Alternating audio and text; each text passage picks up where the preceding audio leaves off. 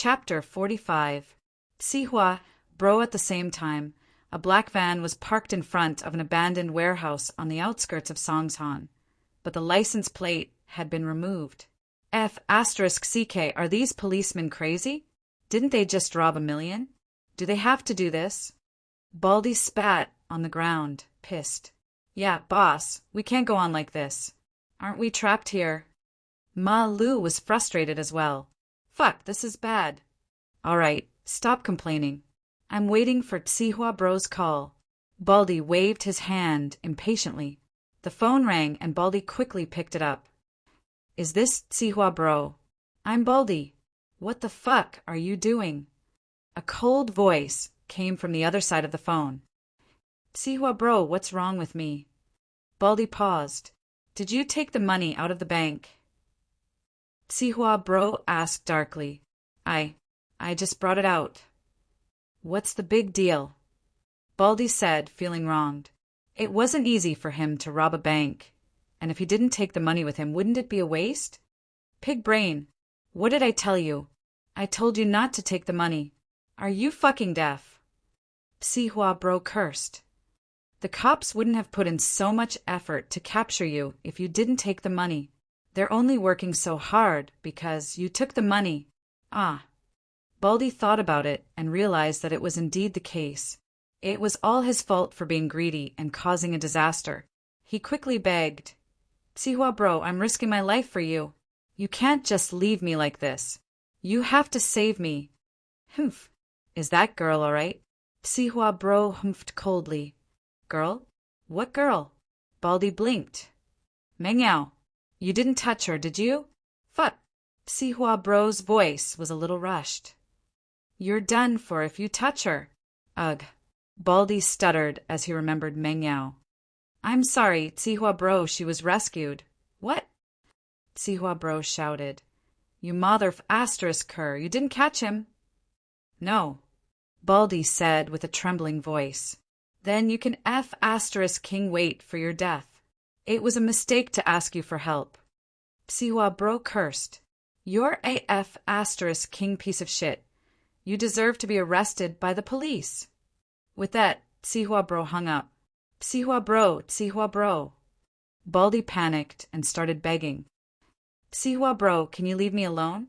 I'm your man. But after praying for a long time, Baldy realized that Sihua bro had hung up. Boss, what did Sihua bro say? Ma Lu asked anxiously after Baldy put down the phone. Sihua bro abandoned us. We're done for. Baldy said dejectedly. Doomed. Ma Lu was taken aback. What do you mean? Sihua bro doesn't care about us anymore? He doesn't care about us anymore because we didn't catch that Chu Mengyao girl. Baldy sighed as he sat on the ground. Mother ***er. King Baldy, it's all your fault. That girl wouldn't have been able to get away if you hadn't been kidnapped by that kid. Ma Lu suddenly became agitated as he jumped up from the ground and pounced at Baldy. You dare to rebel? Baldy was stunned. He looked at Ma Lu in disbelief as he punched himself. Why are you still trying to act tough at a time like this? Ma Lu smiled coldly. You mother ***er, if that kid didn't take your gun, we wouldn't be in this state right now. Baldy said as he started fighting with Ma Lu. Bang, bang. 2 gunshots rang out, and Baldy and Ma Lu fell into a pool of blood. Both of them died with their eyes wide open. It was Baldy's lackey who had been shouting at the bank. His name was Ji Laosan, and he was the most prestigious person in the group other than Baldy. He was the vice leader. Third bro. You. The remaining 2 lackeys looked at Ji Laosan in shock. These 2 people are too sentimental and blaming others.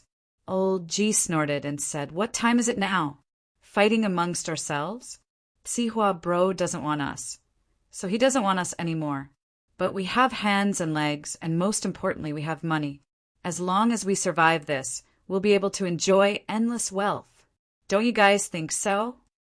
The 2 lackeys thought about it and agreed. Baldy and Ma Lu were arguing endlessly, and fighting amongst each other was the scariest thing in a situation like this. If they weren't careful, they'd become a clue to the police, and they'd fall into the police's hands. Only by working together could they survive this crisis. The two lackeys nodded at the thought.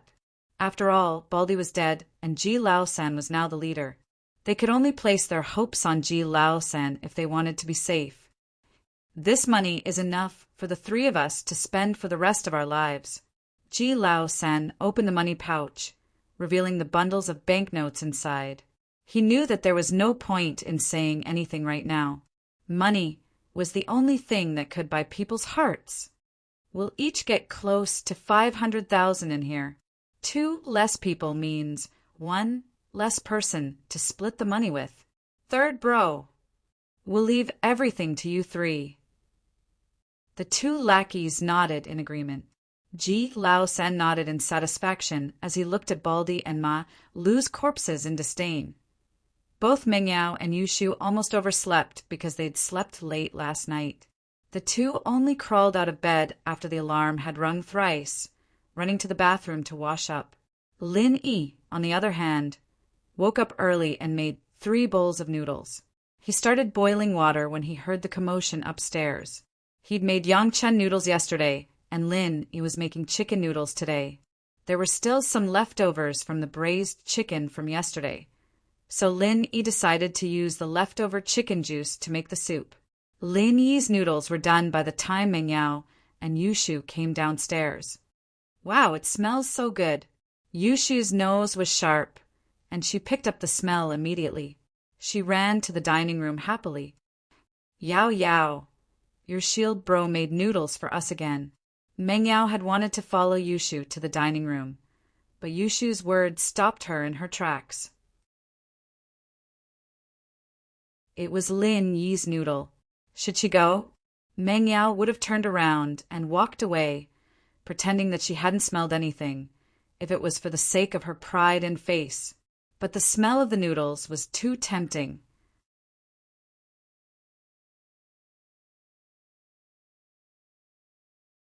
Chapter 46. Chapter 46. Getting close to the dean. Wow, it smells so good. It's so delicious. Yushu commented as she ate. What was the big deal? She'd had a bowl yesterday anyway. It wouldn't make a difference. Meng Yao gritted her teeth as she walked towards the dining room. Meng Yao's actions weren't missed by Lin Yi at all, and Lin Yi smiled faintly. This Meng Yao was quite an interesting character. Meng Yao, come eat your noodles. Lin Yi encouraged, hoping to motivate Meng Yao even more. Thanks. Meng Yao's voice was as quiet as a mosquito's, surprising both Lin Yi and Yushu. Was this still Meng Yao? Meng Yao picked up her chopsticks as she sat down at the dining table. She felt like crying as she stared at the fragrant noodles in front of her, wondering if she'd gone a little too far with Lin Yi. He was actually a really good person. Yeah, at least he was a qualified nanny. Faubert's car stopped in front of the villa punctually at 7 in the morning, and Meng Yao, Yushu, and Lin Yi walked out of the villa. Meng Yao didn't say anything, but there was less hostility in her eyes now as she looked at Lin Yi. Mr. Lin, according to the doctor's orders, you'll have to go to the hospital to get your bandages changed. Faubert said, I'll send Miss Chu and Miss Chen to school first, and then I'll drive you to the hospital to get your bandages changed. All right. Lin Yi nodded after some thought. The wound on his leg wasn't that big of a deal, but he didn't want people to think of him as a monster. Miss Chu, can you help Mr. Lin apply for leave? Faubert asked in a negotiating tone. Aye. Meng Yao didn't know what to say. She didn't hate Lin Yi that much anymore, but asking for leave on Lin Yi's behalf. How could she do that? Wouldn't everyone know that she was living with Lin Yi then? Faubert thought that Meng Yao and Lin Yi were still in conflict, so he turned to Yushu. Miss Chin, why don't you help Mr. Lin apply for leave? It's fine with me. It's just that Yao doesn't want people to know that she's living with Lin Yi. Yushu said innocently, but emphasized the word living with. Ah, Li Fu slapped his forehead, realizing that Meng Yao was worried about that. That was true. How could a girl say something like that? Meng Yao didn't want to say it out. Meng Yao glared at Yushu. Yushu stuck her tongue out and shut her mouth. She'd said what she needed to say anyway. It's fine, I'm pretty familiar with the Dean Wang Jifeng. I've got his number here. I'll give him a call later and ask him to contact the class teacher. Lin Yi said with a smile. Yao Mayo and to Yushu was Yao. Why was long as the long de dash Dean, long rid you. Lin. That didn't seem possible. But if he didn't know the Dean, he couldn't say something like that. Wouldn't his lie be exposed? Meng Yao and Yushu weren't the only ones who were surprised. Even Faubert was surprised. How did Lin Yi know the Dean? Lin Yi saw through their confusion as well. He turned to Faubert. Faubert, can I borrow your phone for a while? Oh, of course. Faubert said as he handed his phone to Lin Yi. Lin Yi took out a piece of paper from his pocket. There was still some blood on it. He had accidentally stained it yesterday. He dialed the number on the paper, and the call went through after a while. Hello, is this Yushu? Lin Yi asked. Yes. Who is this? Jifeng was busy with his lover. He jumped when the phone rang. He picked it up and saw that it was an unknown number. His tone was a little unfriendly. I'm Lin Yi. Yushu, I hope I didn't disturb you? Lin Yi said with a smile. No. Yushu's heart skipped a beat. His tone became very friendly. Oh, it's Lin Yi. Look, how can I have anything good? Class is about to start. Haha, it's like this. I have something to trouble you with, Yushu. Lin Yi smiled. He didn't expose Yushu's lie. Yushu's tone was very nervous. It was obvious that he was doing something wrong. What is it? Let's hear it. Wang Jifeng secretly sighed in his heart. Sigh, it seems that my weakness has finally been caught. The next day, something came to find me. It's like this. I have something to do this morning, so I might be a little late. Please tell my homeroom teacher and ask for a leave. I'll be there around 10. Lin Yi said. Oh, that's it? Sure, no problem. When Wang Jifeng heard that it was a small matter, he immediately heaved a sigh of relief. Wasn't this easy to settle? It was just a phone call. Thank you, Yushu. I won't disturb you any longer. Please continue. Lin Yi said meaningfully. This kid. Jifeng put down the phone helplessly and went back to his work. Lin Yi, you really know Yushu? And you look really close? Yushu's mouth was wide open as she looked at Lin Yi in disbelief. I just met him yesterday, we just hit it off. Lin Yi naturally wasn't going to spill the beans about Wang Jifeng. He gave a vague explanation. Oh. Yushu cheered. That's great. I'll look for you if I need a leave in the future. Lin Yi smiled bitterly as he looked at Li Fu, who didn't have any expression on his face. Li Fu seemed to have run out of ideas on how to deal with the two girls, turning a deaf ear to their plan to skip class. All right. Lin Yi nodded. Li Fu, on the other hand, was re-evaluating Lin Yi. The young man looked like a normal guy, but his wits and bravery were undeniable. From the looks of it, his social skills were quite strong as well. And his ability to pick up girls. Even the police beauty Lingshan, Faubert felt a headache coming on at the thought. The two princesses wouldn't fall into his clutches, would they? It seemed like he should find some time to talk to Mr. Chu about Lin. Meng Yao and Yushu got out of the car at the entrance of Songshan's first hospital, and Faubert drove Lin Yi to Songshan's First People's Hospital.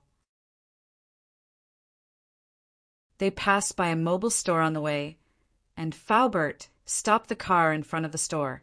He turned to Lin Yi. Mr. Lin, you should get a phone as well. It'll be hard to keep in touch. Lin Yi nodded. He wouldn't be borrowing Faubert's phone to make calls otherwise.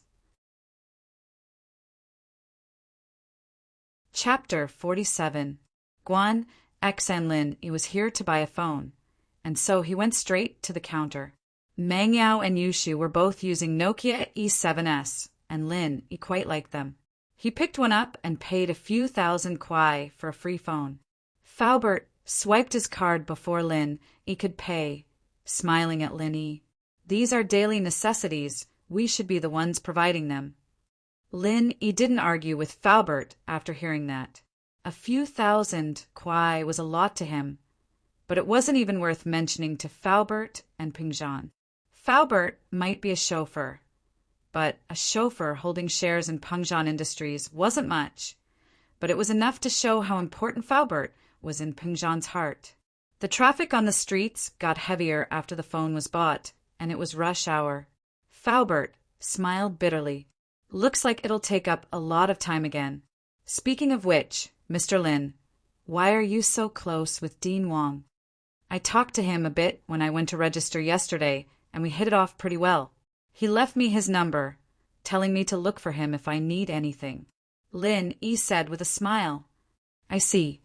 Faubert didn't quite believe it, but Lin Yi didn't want to talk about it, so he didn't press him. They finally arrived at People's First Hospital, but it was already 8:30 in the morning. They'd walked for about an hour before they arrived. They found Dr. Sun Weiman, who was very happy to see Lin Yi. He smiled at him. Little hero, you're here. You're recovering pretty fast, aren't you? You can even walk like that. Anyone else would have been using crutches. Dr. Sun, please don't call me little hero. It's a little awkward.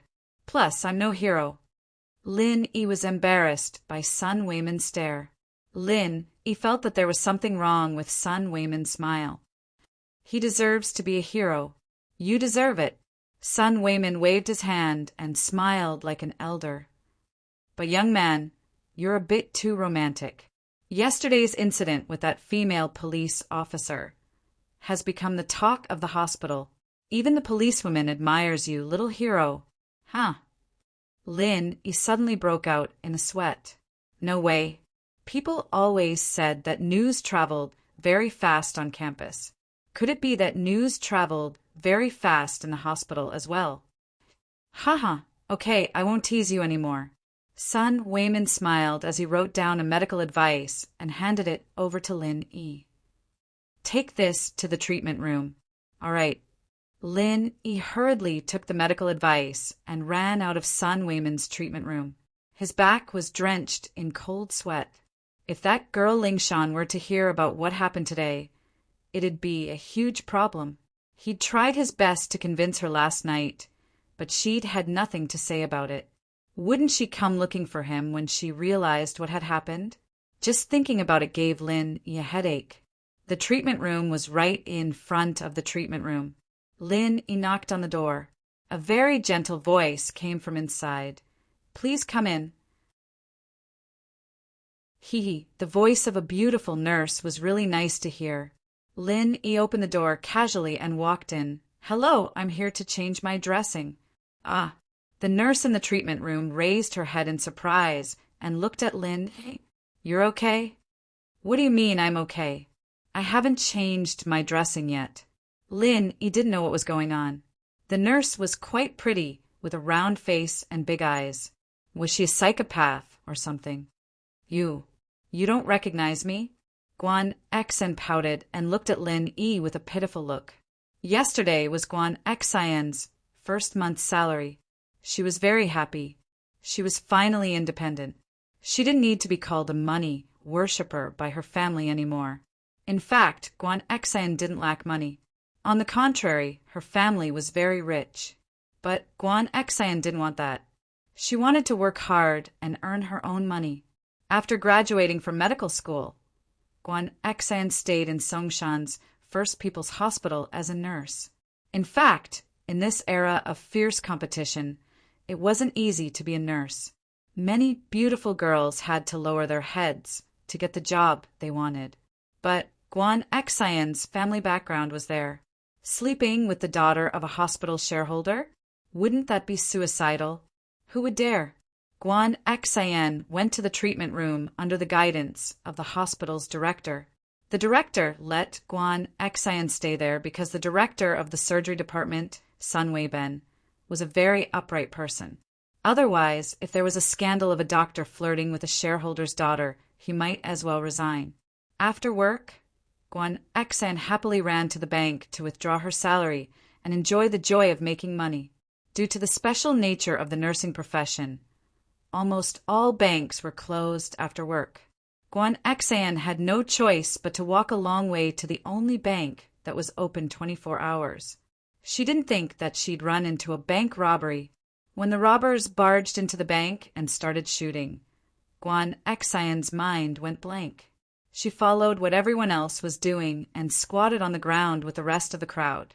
Originally, he thought that after this period of time he would wait for the robbers to steal the money and leave, but he did not expect the police to surround the bank.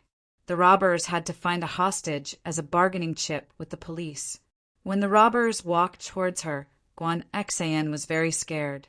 She was afraid that the robbers would choose her. She didn't expect that the robbers would choose a girl not far from her who looked about the same age as her. What surprised Guan Xan was that the boy in front of her suddenly stood up and volunteered to be the robber's hostage. Many people wouldn't even be able to hide in a situation like this. Who would volunteer to be the robber's hostage? Guan Xan admired the boy's bravery, but the robbers didn't hold back and shot at him. Guan Xan's heart almost jumped out of her chest. But what Guan Xan didn't understand was that the boy tilted his body and then straightened his body. Why did he do that in a situation like this? Guan Xan didn't have time to think as the gunshot sounded. The boy was shot, but he didn't make a sound as he silently endured the bullet hitting his leg. Chapter 48. An ambiguous moment. Guan Xan overheard all the doctors and nurses talking about a man named Lin when she got to work this morning. She didn't think much of it at first, thinking it was just some gossip. But it turned out that they were talking about yesterday's bank robbery. Guan Xan, as the person involved, had the most right to speak. Everyone went into an uproar when she said that the young man in front of her stood up and offered to be a hostage. So it was all true. That young man from yesterday was a hero. Sun Weiman had told everyone about it, but the police didn't disclose the details, so most people thought that Lin was just bragging to Sun Weiman. But now that Guan Xan had seen it with her own eyes, Lin really was a little hero. What? He came to the hospital for treatment yesterday? That means he's out of the robbers' control. Guan Xan was overjoyed at Sun Weiman's words, as if a heavy stone had been lifted from her heart. She hadn't slept well the night before because she was worried about Lin and that girl, but now she could finally relax. That's right. Sun Weiman smiled. Lin he's not simple at all. But Xan, you're really lucky. Lin said yesterday that he could have dodged the bullet when the gunman opened fire, but he saw that there was a girl behind him. If he dodged, the bullet would have hit the girl, so he took the bullet head-on instead. And that lucky girl seems to be you. Ah, so that's what happened. Guan Xan's mouth was wide open. No wonder he leaned to the side and straightened his body. He was afraid of hurting her. Ha! Xan. Lin, he has to come to the hospital to change his bandages later. I'll tell him to go find you. Sun Weiman smiled. Sun Weiman didn't know Guan Xan's real identity, but the dean had told him that Guan Xan was sent here by someone important, and that he should take care of her. Sun Weiman had always been a very modest person. He did not need the director to greet him. He was very kind to the people in the department, especially the young people. He would try his best to give them advice and would never hide anything. Guan Xan's face reddened. A hero saving a damsel in distress like this was bound to make people think too much, especially in such a dramatic way. After Lin was injured, he went to the hospital where she was treated. Lin looked at the attractive nurse in front of him. He felt that she looked familiar, but he didn't know where he had seen her before. However, her words, "Don't you recognize me?" made Lin Yi's hair stand on end. Why do I feel like a heartless man who cheated a girl of her feelings? You are? Lin looked at the girl in front of him, suspiciously. He wanted to find some clues from her big bright eyes. But unfortunately, Lin still couldn't remember who she was. It was no wonder. She was just a passerby that Lin met yesterday. He didn't even know her name, so there was no way that Lin would have any impression of her. Thank you for blocking the bullet for me yesterday. Guan Xian was a bit disappointed that Lin Yi didn't recognize her. She took the initiative to tell him how they met. Ah, it's you. Lin Yi finally remembered who the girl in front of him was. She was the girl behind him at the bank yesterday. You remember? Guan Xian was a bit happy that Lin Yi remembered her. Actually, the robber was going to shoot me yesterday. I can't hurt others just because I dodged the bullet, so you don't need to thank me. Lin Yi explained. You don't need to feel bad about it. Oh, Guan Xian didn't know what to say after hearing Lin Yi's words. She nodded, and the atmosphere became a bit awkward. All right, help me change the bandages. Lin Yi smiled. Nice to meet you, pretty nurse. I'm Guan Xian. Guan Xian was amused by Lin Yi. She took the medical order from Lin Yi and started preparing the medicine. When she was done, she saw that Lin Yi was still standing there. She couldn't help but laugh. What are you doing? Hurry up and take off your pants. Guan Xian's face reddened involuntarily after she said that. This was actually the first time Guan Xian had to deal with a man's wound. In the past, Sun Weimin would always hand it over to the married female nurses in the department. These young nurses would usually take care of superficial wounds on the hands and feet. But today's situation was different. Lin Yi was Guan Xian's savior, and Sun Weimin wanted to hand Lin Yi over to Guan Xian. Guan Xian didn't object to it, and so the matter was settled. Ugh, that's not too good. Lin Yi was starting to feel a bit embarrassed. He hadn't even taken off his pants yesterday, and there was already a rumor going around with Ling Shan. If he took his pants off today, wouldn't it be even worse? Guan Xian didn't feel embarrassed when she saw a man like Lin Yi acting coy. Instead, she found it funny. I'm a nurse. What are you doing behind my back? You know, patients have no privacy in front of a doctor. Be a good boy and take off your pants. Guan Xian felt her face heat up. Why did she feel like a perverted sister trying to kidnap a little boy? Lin Yi sweated profusely. But after thinking it over, Guan Xian was a nurse. It shouldn't be a big deal if he took off his pants in front of her. He unbuckled his belt and took off his pants before sitting down on a chair. That's my chair, but you can take it. Guan Xian was a little embarrassed when she saw Li Yi sitting on her office chair with only his underwear on. She thought about it and decided that it was fine. Lin Yi, on the other hand, was a little apologetic. I didn't know this was your chair. Do you want me to switch? Forget it, your leg's injured. Don't switch it around, Guan Xian said as she squatted down and started examining the bandages on Lin Yi's leg. She didn't think that Lin Yi, who looked so skinny, had such muscles on his legs. No wonder he was able to leave with the criminals after getting shot. Guan Xian was a little surprised. Guan Xian carefully unwrapped the bandages, but the more careful she was, the more nervous she got. Especially when she saw the bulge in Lin Yi's underwear, Guan Xian felt her breathing quicken. Her hands trembled slightly, and her face was as red as the sunset. Guan Xian was nervous, but Lin Yi wasn't any better. A beautiful girl in a nurse's uniform squatting down on his crotch. It was inevitable that his imagination would run wild. Chapter 49. Find me. Tomorrow. Guan Xian was feeling the warmth of Guan Xian's hand. She'd accidentally touched Lin Yi, so she couldn't help but lower her head in embarrassment. She didn't want Lin Yi to see the look on her face, and that was when tragedy struck. Ah! Guan Xian couldn't help but cry out as she stood up, but she was too embarrassed to even lift her head up. Lin Yi looked at Guan Xian's face helplessly. Who told you to touch him? But since it had already happened, he had no choice but to apologize awkwardly. I'm sorry. I couldn't help myself. Guan Xian felt bad when Lin Yi apologized to her first. She knew very well that Lin Yi had been acting normally, and it was only because she'd accidentally touched him that he'd reacted. She was the one to blame. It's not your fault.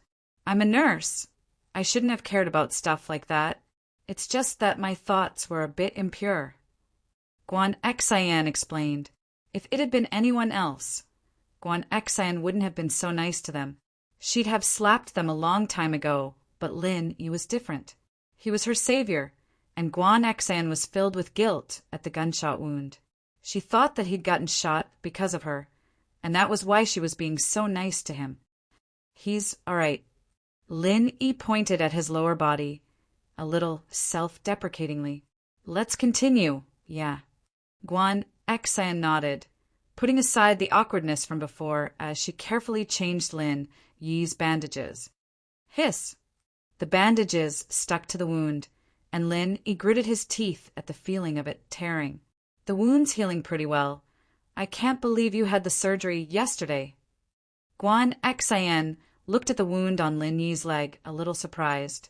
Yes, my skin fits better, Lin Yi explained.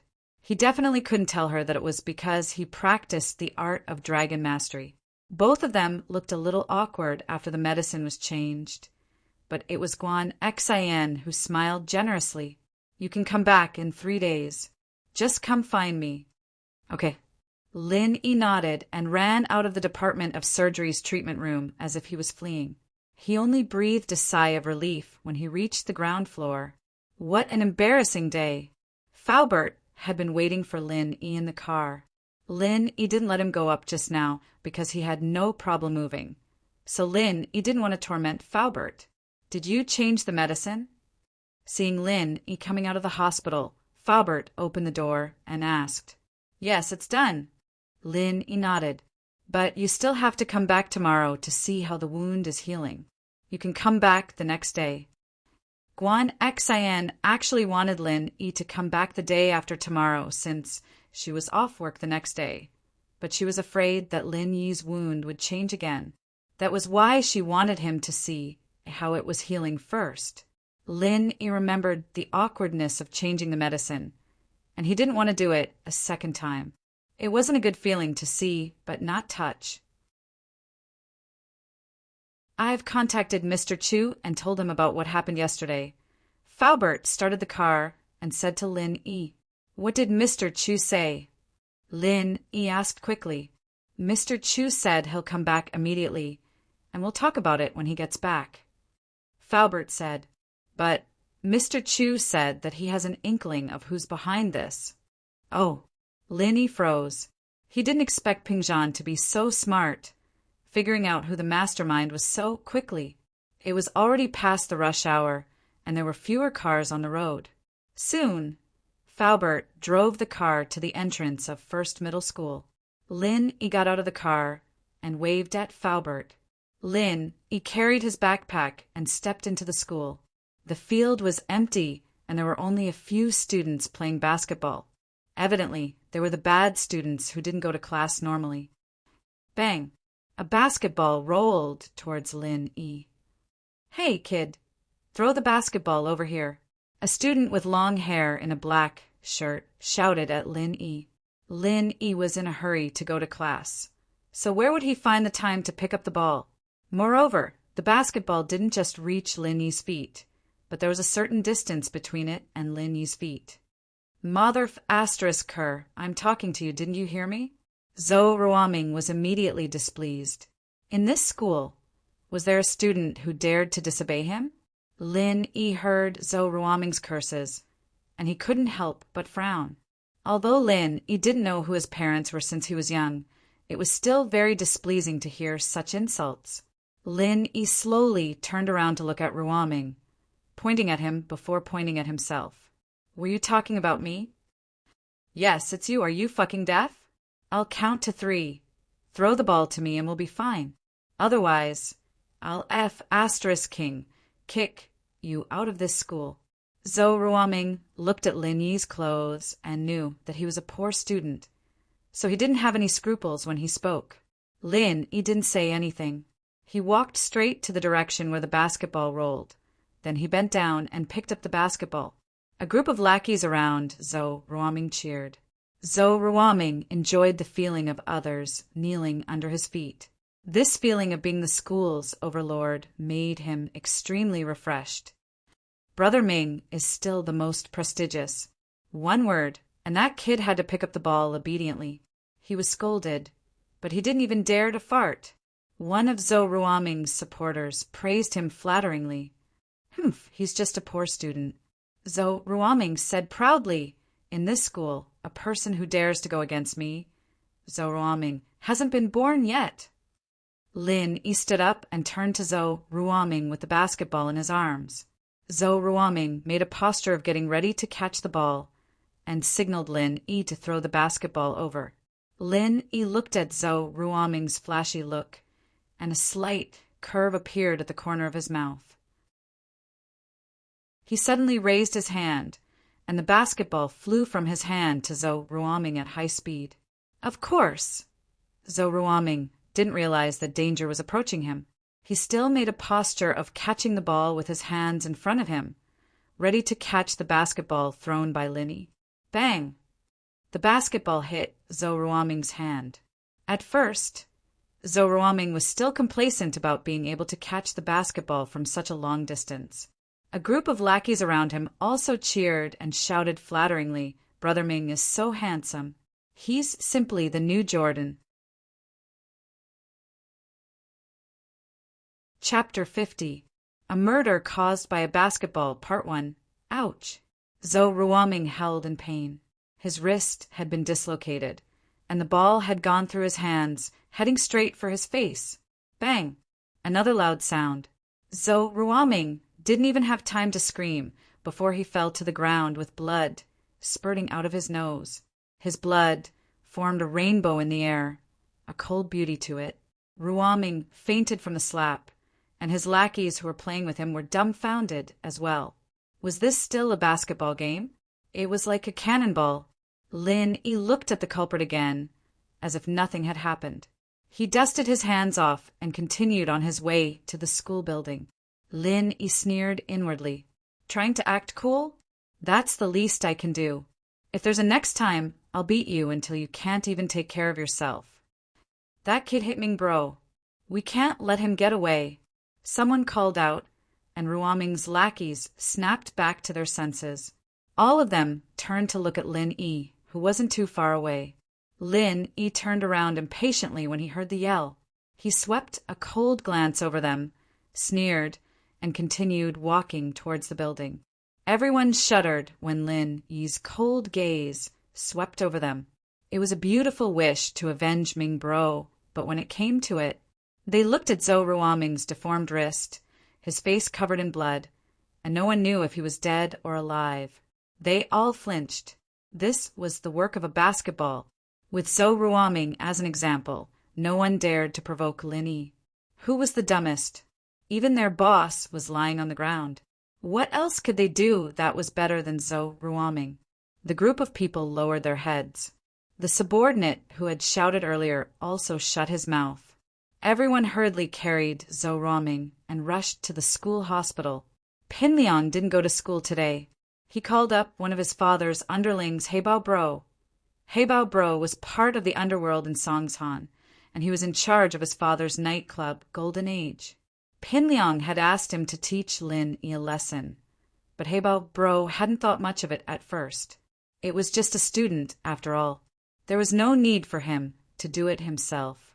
He'd just send a few of his lackeys, and they'd be able to take care of it. Pin Liang's group couldn't even handle a student, and he was quite disdainful of them. However, he didn't say it out loud because of Pin Liang's father. After all, he was the young master of the corporation. Brother Heibao was not stupid. Why would he offend him for no reason? However, he still couldn't let go of his pride to deal with a little cub. Pin Liang, however, couldn't take Pin Liang's coaxing and pestering, saying that the new transfer student was very strong and that he was a martial artist. Heibao Bro had no choice but to bring his men to take a look. He'd finally gotten Heibao Bro's help, and Pin Liang was filled with joy. Heibao Bro was famous for his fighting prowess. There was once a guy from the provincial mixed martial arts team who got drunk and caused a scene in a nightclub. Many security guards couldn't do anything to him, but Heibao Bro had taken that professional out in just a few rounds. Pin Liang couldn't help but be impressed. As far as he was concerned, as long as Heibao Bro was involved, that Lin Yi kid could eat shit today. He wouldn't stop until he made him kneel in front of him and call him Liang Bro. However, Pin Liang, Gao Xiaofu, and Zhang Naipeo had arrived at school early, and Lin Yi was nowhere to be seen by the time the first class started. Pin Liang was starting to panic. Was the kid scared and not coming? Didn't that mean he'd wasted his time looking for Heibao Bro? There was no point in staying in the classroom without Lin Yi.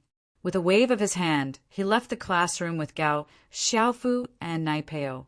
Liang Bro, do you think that Lin Yi kid got scared after he went back yesterday? Maybe he pissed us off and decided not to come to school anymore? Xiaofu analyzed. That's a possibility. Pin Liang frowned as well. This was what he was worried about the most. No way, he can hide for a while, but can he hide forever? Unless he doesn't want to study here anymore. But he just transferred yesterday. Is he going to quit today? Naipeo was quite troubled as well. Why was Lin Yi not coming to school after just one day? Fuck, it's been a long day. You know, Heibao Bro doesn't have time every day. He has to help my dad look after the place. My dad's gonna skin me alive if he finds out that I asked him to help me fight. Pin Liang said worriedly, Man, you're right. If your dad agreed to let you be a gangster and let Heibao Bro be your bodyguard, Liang Bro, you'd be even better than Zhou Ruoming. That's all because he has a gangster brother to back him up. Xiaofu said, Let's not talk about that. My dad's counting on me to get into a good university. Pin Liang sighed. If Lin Yi really didn't come today, then we'd lose a good chance to teach him a lesson. It'd be hard to get another chance like this in the future. Kong Xiaobo's here. Should we get Heibao Bro to teach him a lesson? Naipeo was still holding a grudge against Kong Xiaobo for kicking him yesterday. Fuck, you motherfucker. Kong Xiaobo doesn't need Heibao Bro to do anything. We'll beat him up with just a few of us. Xiaofu rolled his eyes. Can't you come up with any good ideas? Me. Come up with something good then. Naipeo said, a little pissed off. All right, you two, stop arguing. Pin Liang waved his hand impatiently, finding a step to sit down at the edge of the arena. He took out a cigarette and put it in his mouth. Piak! Naipeo quickly took out his lighter and lit it for Pin Liang, smiling awkwardly. Looks like Zhou Ruoming's group is playing basketball over there. Liang Bro, should we go over and play a bit? Xiaofu said as he pointed at the group playing basketball on the other side of the court. Not interested. Pin Liang looked at Zhou Ruoming and the others, shaking his head.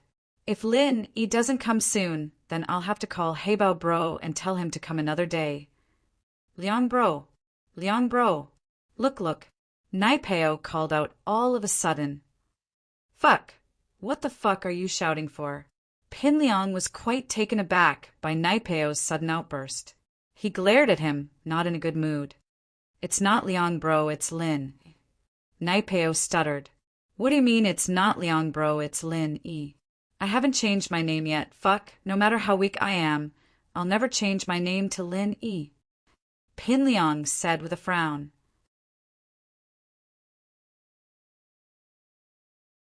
Chapter 51. A Basketball Case Part 2. What? Lin Yi? He's here? Where is he? Pin Liang was startled as well, raising his head to look in the direction Naipeo was pointing at. As expected, Lin Yi was walking in leisurely in his school uniform, his bag slung over his shoulder. Fuck, this guy's pretty relaxed. Naipeo wasn't very happy looking at Lin Yi's carefree face. He'd almost gotten a concussion from the guy yesterday, and he still had a bump on his head and a couple of band-aids on his face. Just thinking about it pissed him off. Liang Bro, should we go over? Xiaofu said subconsciously. Go over? Why the hell would we go over? You think you can beat him? Pin Liang said as he looked at Xiaofu. Did Lin Yi think he was that good at fighting? Wasn't he the same as yesterday? Xiaofu reacted immediately. The three of them had been beaten to a pulp by Lin Yi yesterday, and going over now was just asking for trouble. He shrunk his head and looked at Lin Yi helplessly. Pin Liang and the other two were still pissed off when they saw Zhou Ruoming stop Lin Yi and let him pick up the ball. They stared at Lin Yi as if they were watching a good show. "Ha, this is great. Someone's going to take care of Lin Yi for us," Xiaofu said as he watched the situation unfold. Zhou Ruoming was a ruthless man, especially with a gangster brother. If Lin Yi were to get into a conflict with him, he wouldn't even need to go after Lin Yi. Zhou Ruoming would be the one to kill him. With Lin Yi's personality, there's no way he'd let him pick up the ball. Nai Peo said proudly, "Zhou Ruoming's pretty good at fighting. This is going to be a good show." Pin Liang, on the other hand, was quite interested in the conflict between Lin Yi and Zhou Ruoming. If it was as Nai Peo said, then it'd be nice to let Zhou Ruoming beat up Lin Yi first. It can't be, right? When did Lin Yi become so weak?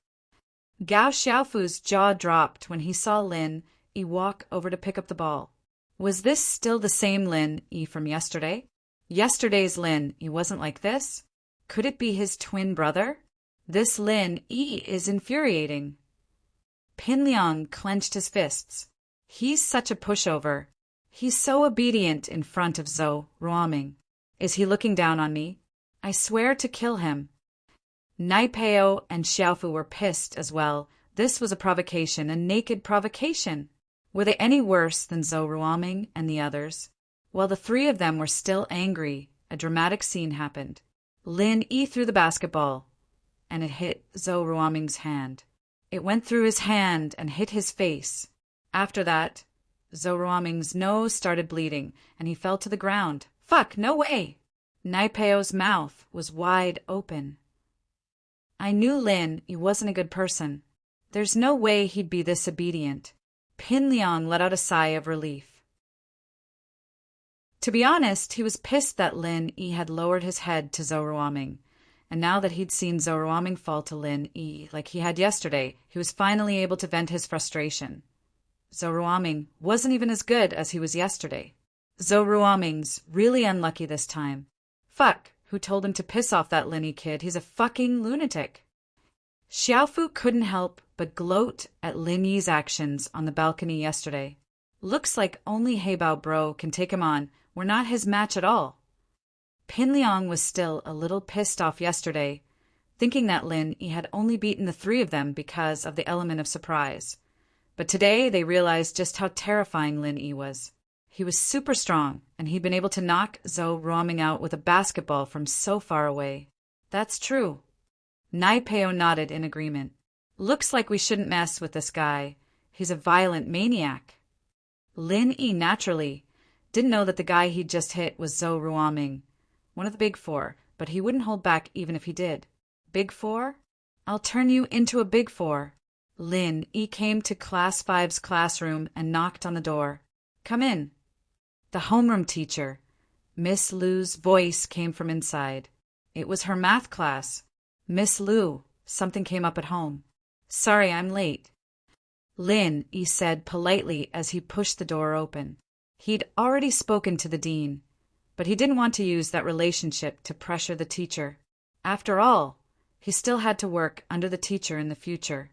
Miss Lu had already received the dean's instructions this morning, so she didn't say anything. She only nodded. All right, come in. Lin Yi walked into the classroom obediently and went back to his seat. Yushu looked at Lin Yi shocked. She turned to Meng Yao. Yao Yao, why do I feel like he's not hurt? His leg was shot. How can he walk so fast? Who knows? Meng Yao glanced at Lin Yi and curled her lips. Maybe he's just happy with his love life. Meng Yao didn't know why, but she remembered the scene between Ling Shan and Lin Yi in the hospital yesterday. Ling Shan, that little vixen, I thought she was all high and mighty. Yushu said angrily as she recalled the scene yesterday. She was even more upset that her brother would like a woman like that. Although in Yushu's eyes Lin Yi was still passable, he was a handsome and capable man. But he couldn't compare to her brother. She couldn't let go of the fact that Ling Shan liked Lin Yi. Lin Yi, naturally, didn't know that the two girls in front of him were talking about him. Lin Yi took out his math textbook and flipped to the page where the teacher was revising. He listened to the class, quietly. All the classes had ended, and the only thing he had to do now was to revise what he'd learned in the past. Although Lin he hadn't gone to school, he had studied high school and university courses under old Lin's supervision. He didn't feel tired at all when listening to Miss Lu. Lin he wasn't some kind of prodigy, but his memory was better than most people's. Plus, the internet was so advanced that all sorts of materials and courses could be downloaded. It wasn't hard for him to study on his own. Looking at Pinliang, Xiaofu, and Naipeo's seats, Lin he realized that they weren't in the classroom. Could it be that they were too heavily injured and couldn't come? But Lin he didn't care if they lived or died. Let them be. It was better if they didn't come if they wanted to. It'd be better if they didn't come. Chapter 52. Heibao, bro, the class was halfway through by the time Lin he entered the classroom. The bell rang, signaling the end of class. Miss Lu left after assigning the homework. Kong Xiaobo turned around to look at Lin Yi, a little grumpy. I say, boss, you scared me. I thought you weren't coming today. What? Scared that Pinliang and the other two would come after you? They didn't come either, did they? Lin Yi smiled. It was true that Kong Xiaobo wouldn't be able to handle Pinliang's group alone. It was normal for him to be worried. Why didn't they come? They came this morning, and Zhang Naipeo still had a band-aid on his face. Kong Xiaobo said. But I don't know why, but they left after one round. Did they leave because you weren't here? Oh, they're here? This was out of Lin Yi's expectations. But whether they came or not didn't matter to Lin Yi. Let them be. That's true. They're no match for you, boss. But I'm afraid they'll find someone to help them. Kong Xiaobo said worriedly. Find someone?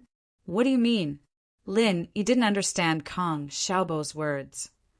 If they can't beat them themselves, they'll find someone from the underworld to help them. Kong Xiaobo explained. You have to be careful, boss. They have connections with people from the underworld. Lin he frowned. As far as he was concerned, Pinliang was still a student, no matter how cocky he was. His way of dealing with people was limited to the school's way of doing things. He didn't expect Kong Xiaobo to be saying that these people had connections with people from the underworld, and that they'd need help if they couldn't beat them. Of course, one of the big four, Zhou Ruoming, has a brother in the underworld. Kong Xiaobo said, last time when he fought with the boss of No. 2 middle school, he asked his brother to come. Oh, his older brother was bare-chested, very tough, and had tattoos on his body. His underlings were all holding steel pipes and knives in their hands. Before the fight even started, the boss of Second High was already scared shitless, kneeling on the ground and begging for mercy. The more Lin he listened, the more he frowned. He didn't expect these students to be so arrogant. This was somewhat beyond his expectations. Was his lesson yesterday too light? Let's go to the bathroom. Let's talk on the way, Kong Xiaobo said to Lin Yi as he stood up. He and Lin Yi were sitting at the back of the class, so he waited until almost everyone had left before he stood up and walked out of the classroom. What's the content of our school's break? Lin Yi asked. Pinliang had called him to the washroom yesterday, so he didn't participate. You didn't go yesterday. Oh, I don't think I saw you yesterday. Kong Xiaobo said after some thought. It's a set of radio sports the school created. It's easy, you can learn it in one go. There's a PE teacher leading the way. Kong Xiaobo and Lin Yi quickly went to their seats after leaving the classroom. Kong Xiaobo was tall, so he stood at the back. Lin Yi wasn't short either, so he stood beside him. Pinliang finally arrived at the school gates, waiting for Heibao Bro. A bald, burly man jumped out of a white Nissan van. Behind him were two thugs of similar size. Master Zhong. This bald man was Heibao Bro. Pinliang nodded, turning to his underlings. Hurry up and greet Heibao Bro. Heibao Bro.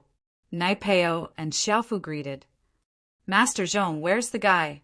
I'll take care of him right now, so I can get back to the place. If the boss finds out I'm helping you fight, I'll be crippled. The boss Heibao Bro was talking about was naturally Pinliang's father. Heibao Bro knew that the boss didn't like Pinliang causing trouble, so he'd waited for a long time before coming over. He's inside in the middle of the break, Pinliang said. Heibao Bro nodded, his cigarette dangling from his lips as he walked into the school. He was stopped by the old guard when he reached the gates. Hey, what are you doing here? This is a school, you can't just come in. Heibao Bro looked back at the old man in disdain, blowing a ring of smoke at the old man's face. Stay here if you don't want to die, you old bastard. The old man looked at Heibao Bro and shrunk his head. These gangsters weren't people an old man like him could mess with, so he pretended not to see anything and let them in. The school was in the middle of a break anyway, and the teachers would kick them out if they saw them. The whole school was in the middle of a break when 6 extremely discordant figures walked in from the school gates. 3 of them were all right, with Pinliang, Naipeo, and Xiaofu looking more like students. But Heibao Bro and the others behind them didn't look like good people at all. Heibao Bro walked in without a care in the world, not caring about the looks people gave him. Where? Heibao Bro asked. Over there, that's our class. Lin, you must be coming out to break as well. Pinliang couldn't see clearly from afar, but he could tell that Lin was coming out to break as well. Boss, it's Pinliang's group.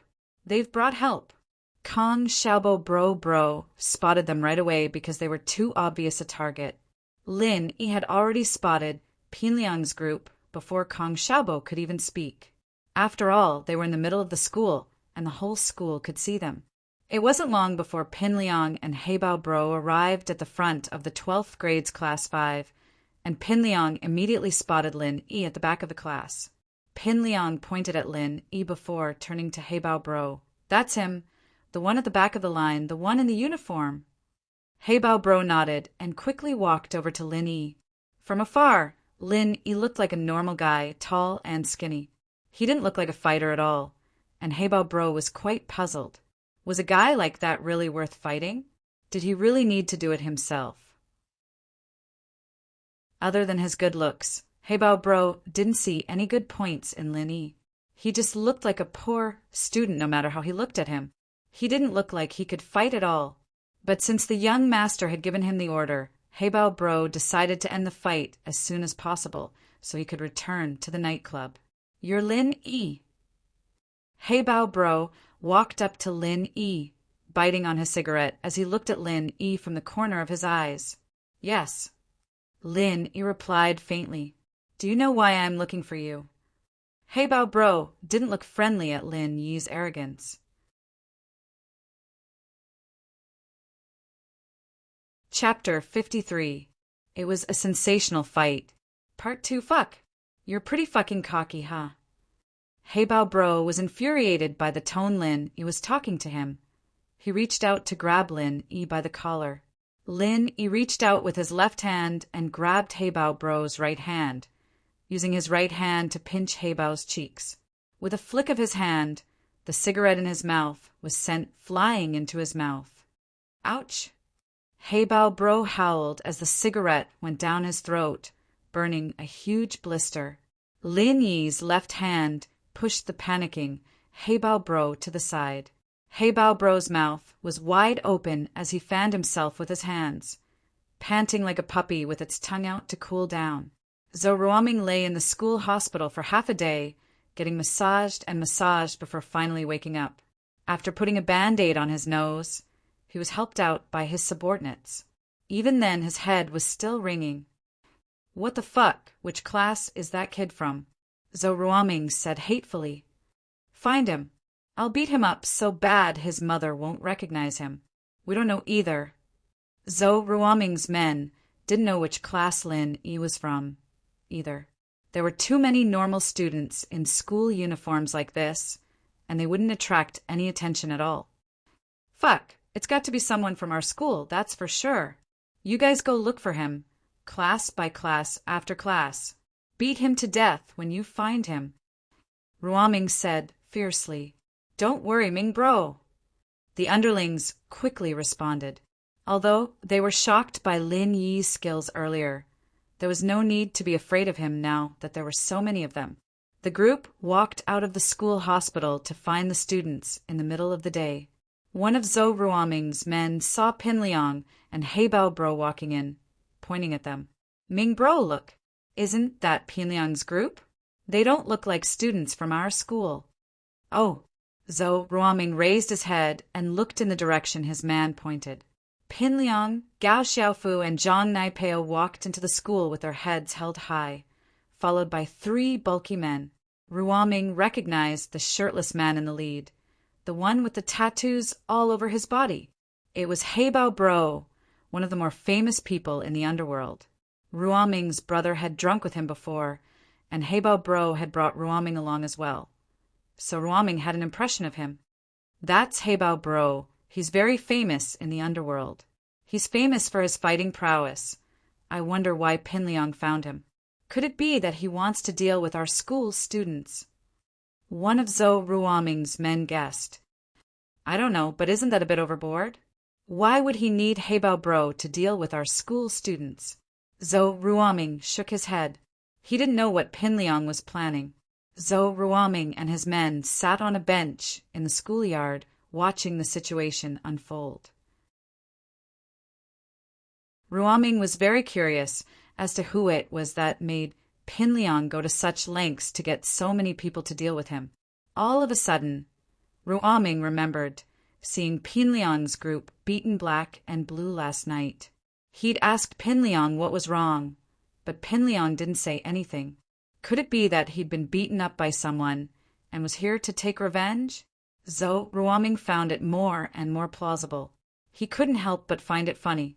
Pin Liang was getting more and more screwed up, getting beaten up by school students, and even asking people from the underworld to take care of it. What was even funnier was that this fellow actually said that they were playing around and fighting. Ming Bro, why does that guy look so familiar? One of Zhou Ruoming's men pointed at He Bao Bro, asterisk. Isn't that the guy who hit Ming Bro with a basketball? Another man recognized Lin immediately. Zhou Ruoming looked at him. It really was the guy who hit him with the basketball this morning. Ming Bro, what do we do now? Zhou Ruoming's men were getting ready to take credit. Don't do anything. I think this guy pissed off Pin Liang. If that's the case, let He Bao Bro take care of him. We're not in a rush, Zhou Ruoming said faintly. Zhou Ruoming's expression was calm, but his heart was in turmoil. Pin Liang wasn't as good of a fighter as Lin Yi, but his 2 underlings, Zhang Naipeo and Gao Xiaofu, were no pushovers either. Lin Yi wasn't an easy opponent to deal with, and the fact that he'd called for help from the underworld meant that Lin Yi wasn't a simple character. He'd thought it was a coincidence that he got hit with the basketball, but now it seemed like that wasn't the case. If Lin Yi didn't have a few tricks up his sleeve, there was no way he'd get He Bao Bro involved. As a result, Zhou Ruoming wasn't in a hurry to cause trouble for Lin Yi. With He Bao Bro around, he'd let He Bao Bro take care of the kid first. What happened next, however, stunned Zhou Ruoming and the others. Before they could figure out what was going on, they saw He Bao Bro howling and stomping on the ground, covering his mouth. He Bao Bro had never been taken advantage of like this before. He'd fallen for a student's trick. His lungs were about to explode, and he ignored the pain in his throat as he swung his fist at Lin Yi with bloodshot eyes. Lin Yi could tell that He Bao Bro was one of those men who trained in horizontal kung fu. Lin Yi wasn't afraid of him, though. Even old Lin would hit him with a metal rod, let alone his fists. Lin Yi, however, didn't want to show off too much in school, after all. Getting hit by a fist like that and still being fine was bound to attract attention. As a result, Lin Yi dodged quickly, and He Bao Bro's fist missed. Lin Yi moved behind He Bao Bro in a flash, and Lin Yi raised his leg, aiming for He Bao Bro's butt. Of course, this was the same move Lin Yi had used on Pin Liang before entering school. Lin Yi wanted to use this simple move to defeat the man in front of him, and so he acted more like a street thug without any technique. Lin he didn't want to expose his kung fu in public, since old Lin had taught him to focus on assassination. Lin he didn't want too many people to know his background, and so he used brute force. Heibao Bro was a lot heavier than Pin Liang, but Lin Yi's kick could even leave a hole in a car, let alone Heibao Bro. But Lin Yi didn't want to be accused of injuring and crippling someone in public. A lesson was enough. He didn't want Heibao Bro's pelvis to explode, crippling him for the rest of his life. Chapter 54. It was a sensational fight in progress. Pin Liang, Xiaofu Naipeo, and Heibao Bro's lackeys were all stunned as Heibao Bro fell to the ground. Even more stunned were Zhou Ruoming's men. Zhou Ruoming couldn't believe what he was seeing.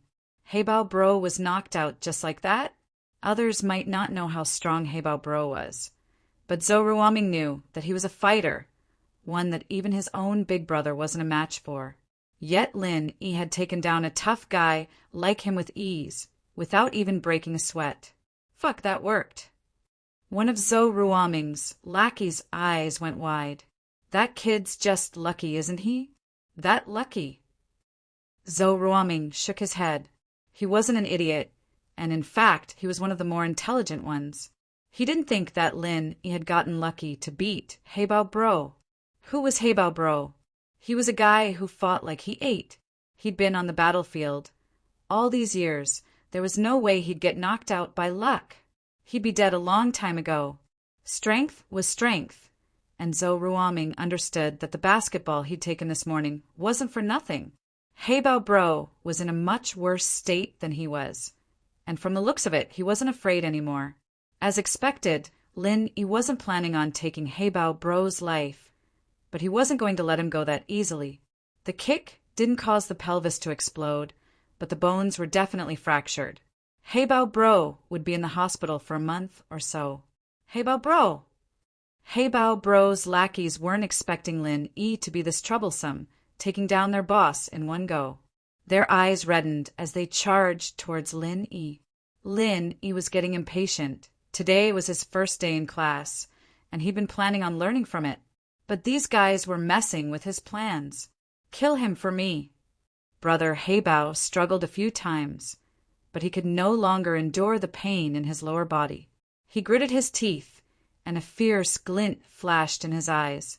It had been many years since he had suffered such a loss. Now, he had suffered such a great loss at the hands of a student. This was something he could not tolerate. Today it was either you die or I live. If he allowed Lin Yi to continue being so carefree, then he, Brother Black Panther, wouldn't be able to mingle anymore. Brother Heibao's hysteria finally enraged Lin Yi. He didn't want to do anything to Brother Heibao, but this guy didn't know what was good for him and even wanted to kill him. Lin Yi frowned and stepped on Brother Heibao's cheek. Crack! Brother Heibao screamed as his jaw shifted. Lin Yi's action scared the hell out of Brother Heibao's two underlings. These two were Brother Heibao's newly recruited subordinates. They hadn't participated in any fights before. Today, Brother Heibao brought them here to broaden their horizons and boost their courage. After all, beating up a defenseless student was the only way to cultivate the thrill of violence in these two men.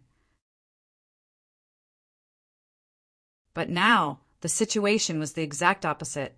The one who was beaten to a pulp was indeed Brother Heibao. This was a godlike existence in the eyes of these two underlings. Lin Yi's violence made the two men's legs go soft. So, being a gangster was not easy. There was always the danger of being crippled. It was not as glorious as they had imagined. Today, a student could beat Brother Heibao to a pulp. Tomorrow, he would meet someone even more ruthless. The two men didn't dare to think about it. At this moment, the two men had the intention to retreat. They were afraid that Lin Yi would vent his anger on them, so they subconsciously shrank back. F***CK, your mother. No one will live today. Brother Heibao suddenly stretched out his right hand and pulled out a pitch-black, counterfeit handgun from his pocket. He pointed it at Lin Yi.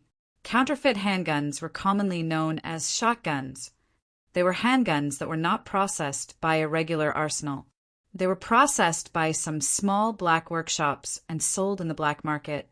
Their accuracy and safety were much worse than regular handguns. However, they were still very popular among the gangsters. After all, with such a gun on their body, they could take it out at a critical moment. Who would dare to act rashly without thinking? Brother Heibao had brought this handgun with him just in case. He never imagined that he would pull it out in this situation. A school, the most unlikely place to take it out. The conflict on Lin Yi's side had already attracted the school's attention, and a couple of the PE teachers were planning to kick Heibao Bro's group out of the school. After all, assaulting a student in broad daylight under the eyes of the teachers was a disrespect to the teachers, especially the tall and burly PE teachers. They were eager to give it a try. What the hell is going on? Wang Jifeng, who had rushed to the scene, saw the teachers talking amongst themselves and hurried over to ask. Mr. Wang, I think it's 12th grade class 5's Pinliang. He brought a few thugs to the school to wreak havoc. Zhang Xiaohua from the sports team said. He was in charge of 12th grade class 5, so he knew Pinliang. Zhang Xiaohua hated this rich second generation who didn't study and only knew how to fight and wreak havoc every day. But there was nothing he could do about it. Now that he was able to snitch on Pinliang in front of Jifeng, he felt great. Pinliang! Wang Jifeng frowned as he raised his head to look at the group of gangsters not far away. Just then the situation changed. Heibao Bro was kicked to the ground by Lin Yi, and his head fell to the ground. Wang Jifeng, too, saw the person who kicked Heibao Bro. His mouth twitched. Why was this guy here? At first, Wang Jifeng thought that Lin Yi was quite polite. He might have been introduced by the shareholder Pingzhan, but he didn't look like a rich kid at all. He was wearing a clean school uniform, and he gave off a sunny vibe. But now, the truth was that he couldn't afford to offend Lin Yi. Putting aside the fact that he had Pingzhan backing him up, he'd be in big trouble if Lin Yi were to leak the information out of Pingzhan's mouth.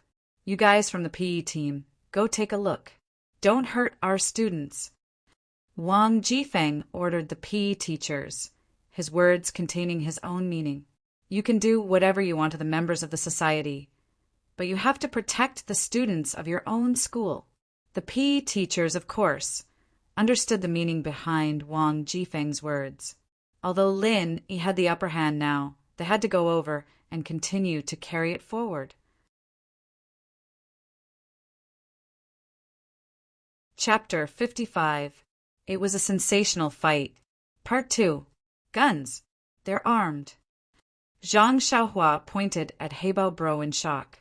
After hearing Zhang Xiaohua's words, the other teachers also looked at Brother Heibao. Wasn't that right? Heibao Bro had a gun in his hand, and he was pointing it at Lin Yi. Don't go. Call the police. Wang Jifeng immediately felt that things were not looking good. This was no longer something that the school could control. He did not expect Brother Heibao and the others to dare pull out a gun in the school grounds. If things turned out to be a disaster, it was not something that a mere dean like him could handle. The principal would probably be implicated as well. What Lin Yi didn't expect was for Heibao Bro to pull out his gun in desperation, not only refusing to back down. Aren't you King cocky, you bastard? You cocky bastard. Look at what I've got in my hand. You've never seen this before, have you? Heibao Bro was hurting all over, but he was enjoying the feeling of looking down on others. Isn't it just a gun? Lin Yi said faintly as he looked at Heibao Bro. Heibao Bro's lungs were about to explode at Lin Yi's words. What did he mean, isn't it just a gun? Did he think that gun was a toy? Heibao Bro was pissed off. He knew that Lin Yi would be dead as soon as he moved his hand, but he liked seeing Lin Yi piss his pants in fear even more. That's right, it's a gun. Die, kid. Heibao Bro's eyes were filled with hatred and violence. Bang! The sound of a gunshot pierced through the air above the school grounds, and all the teachers and students were stunned. They hadn't expected someone to open fire in the school grounds. And the ones who were the most nervous were the six. Meng Yao gripped Yushu's hand tightly, her palms already soaked in sweat. Her heart skipped a beat the moment Heibao Bro pulled out his gun, as if she'd lost her bearings. In the bank, when Lin stood up to face the muzzle, she didn't feel this way, but now this feeling was unusually strong. She didn't want to admit it, but she couldn't help but pray that Lin would be fine. Yushu, on the other hand, was panicking. Everything that was happening was completely out of her imagination. She didn't think that Zhong Pingliang would do something so extreme, sending people to kill Lin Yi. Pingliang didn't expect Heibao Bro to pull out a gun in school. At the end of the day, he was still a student, and all he wanted was to teach Lin Yi a lesson, not to kill Lin Yi. Heibao Bro had shot Lin Yi in front of everyone, and he couldn't get away with it. Kang Xiaobo looked at Lin Yi worriedly as well, but his legs didn't listen to him as he stared at the muzzle of the gun. He wanted to say something, but his legs didn't listen to him anymore. He couldn't take a step forward. Of course, Jifeng was the most worried. He never would have thought that Pinliang's men would be this cocky, using guns in school grounds, and even firing a gun. Ah! Heibao Bro let out a heart-wrenching wail. All the fingers on his right hand were gone, and only half of his palm was left. It was a ghastly sight. The gun had exploded. Of course, this wasn't a coincidence. No matter how bad a counterfeit gun was, it wouldn't explode that easily. But before Heibao Bro could fire, Lin Yi stepped on the gun's barrel, changing its shape. But it all happened in the blink of an eye, and even Heibao Bro didn't notice it. He didn't even look at the gun after it was stepped on by Lin Yi. He raised his hand and fired at Lin Yi. That wasn't the end. Lin Yi decided to go all the way and stomped on Heibao Bro's other hand and legs. The crisp sound of bones breaking accompanied Heibao Bro's cries, sending shivers down everyone's spines. Pinliang, on the other hand, was scared witless. He hid behind the basketball hoop with Xiaofu and Nai Peo, not daring to come any closer. Zhou Ruoming, on the other hand, couldn't describe what he was feeling right now. The moment Heibao Bro pulled out his gun, he'd panicked a little. His brother was a gangster, but he'd never touched a real gun before. Ming Bro, he has a gun. Zhou Ruoming's lackey pointed at Heibao Bro with his mouth wide open. I have eyes, I can see it myself. Zhou Ruoming held his breath as he glared at his lackey. He didn't want to be interrupted at a critical moment like this. Zhou Ruoming felt like he was in a movie, and he didn't have the same uneasiness as Pinliang. Whether or not Lin Yi died, he could just be a bystander and watch the show. Gunshots, howls. But instead of seeing Lin Yi lying in a pool of blood, Zhou Ruoming saw Heibao Bro howling like a madman with only half a palm left. Fuck, no way. Ming Bro, I think the gun exploded. Zhou Ruoming's lackey's eyes were wide open. Don't mess with this kid anymore. Zhou Ruoming felt a chill run down his spine as he watched Lin Yi step on Heibao Bro. This kid's a fucking lunatic. Zhou Ruoming didn't want to say that in front of his lackey, but he had to. He didn't want his lackey to mess with this violent maniac, and that would only bring more trouble to himself. Zhou Ruoming knew his own limitations. Even Heibao Bro wasn't a match for Lin Yi, and he'd only end up as an appetizer. But to cover up his embarrassment, Zhou Ruoming added, "This kid's a fucking lunatic." What he was trying to say was that Lin Yi was a lunatic and normal people couldn't compare to a lunatic. That way he could save his face. In actuality, Zhou Ruoming didn't even need to explain to his lackeys. His lackeys were already scared out of their wits. They didn't have the guts to mess with someone who could beat up a gangster like Heibao Bro. Humph, this guy's only good at acting. Meng Yao let out a breath of relief when she saw that Lin Yi was fine, but she still put on a cold face. She wanted to say that he was acting, but didn't think it was a proper word. The words came out as acting. I told you this shield bro's a badass. Yushu let out a breath of relief as well, her smile returning to her face as she said to Meng Yao,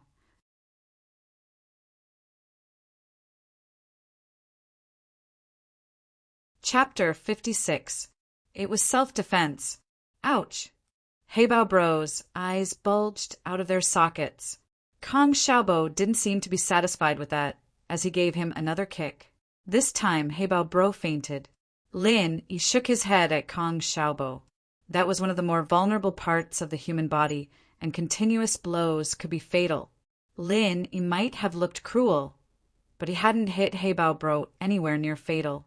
Lin Yi didn't want this guy he'd just met at school to end up in jail for murder, after all. Stop! He won't be able to take it anymore. Ah! Kong Xiaobo woke up from his hot-bloodedness after hearing Lin Yi's words. He looked at the unconscious Heibao Bro in disbelief. Xiaobo's personality had always leaned towards the cowardly side, and he'd never really gotten into a fight since high school, but in his heart he was looking forward to a good fight. After all, it was a shame that he'd never gotten into a fight before as a man. But today he'd done it. The excitement he'd felt just now was too much for him to contain. An ear-piercing siren sounded. Several police cars drove into the first high school, with their lights flashing and sirens blaring. Ling Shan was quite troubled. Why did so many things happen in Songshan when Captain Yang wasn't home? First the bank robbery, and now a gun-wielding Communist Party member in a school. Ling Shan didn't dare be negligent when she heard that it was a gun-wielding Communist Party member. This was a major criminal case. Ling Shan ordered her fully armed men to get ready as soon as they entered the school, and they rushed to the scene of the crime. People in front, listen up. You've been surrounded.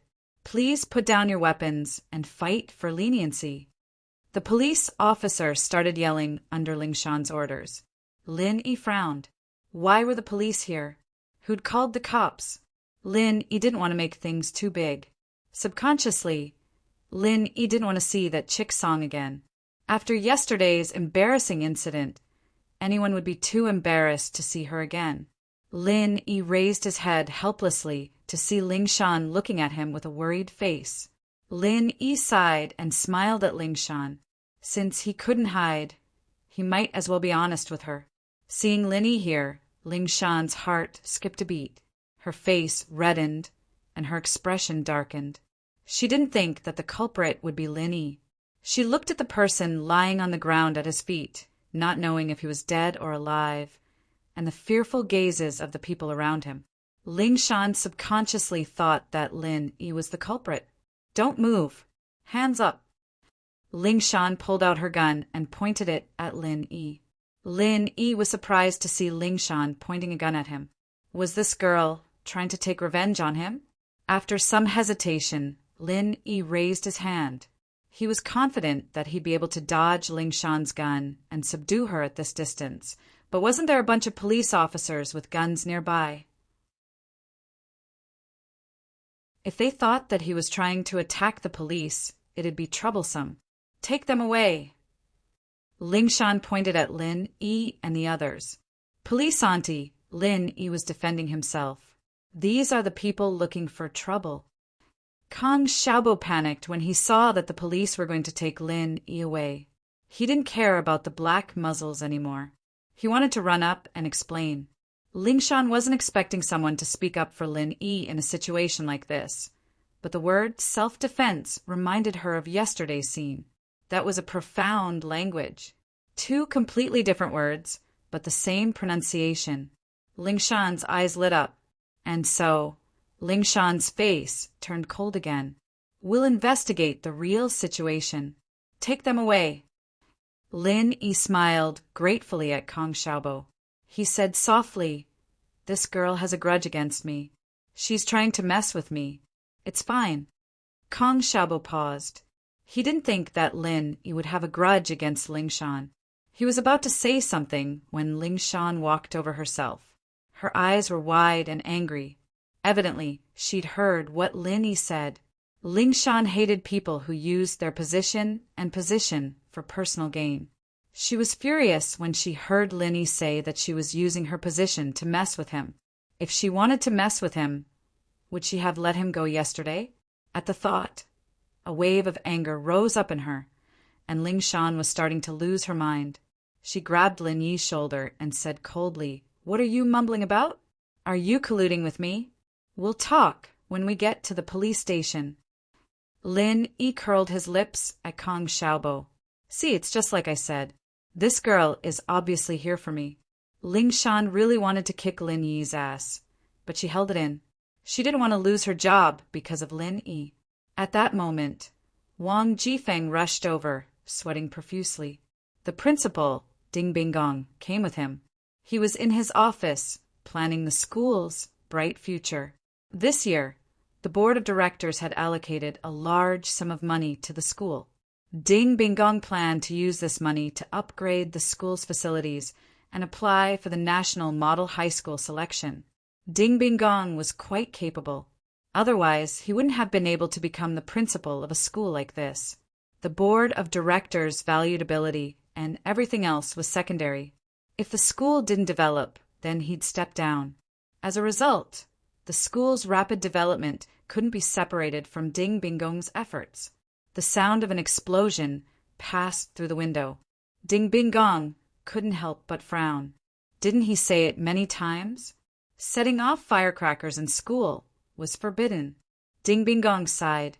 The rich kids in school had always been a thorn in his side. It was fine if they didn't study, but if they didn't disturb others, then Ding Binggong would thank the heavens and earth. But a while ago, there was an incident of students setting off firecrackers in school. It pissed Ding Binggong off, and he swore that he'd expel these delinquent students for ignoring school rules. But after some investigation, Ding Binggong couldn't help but feel discouraged. The one who set off the firecrackers was 12th grade class 5's Pinliang, and the one who egged him on was his classmate Yu Shu. If Pinliang's background wasn't enough to shake Ding Binggong's resolve, then Yu Shu. This miss. Ding Binggong really didn't dare do anything to her.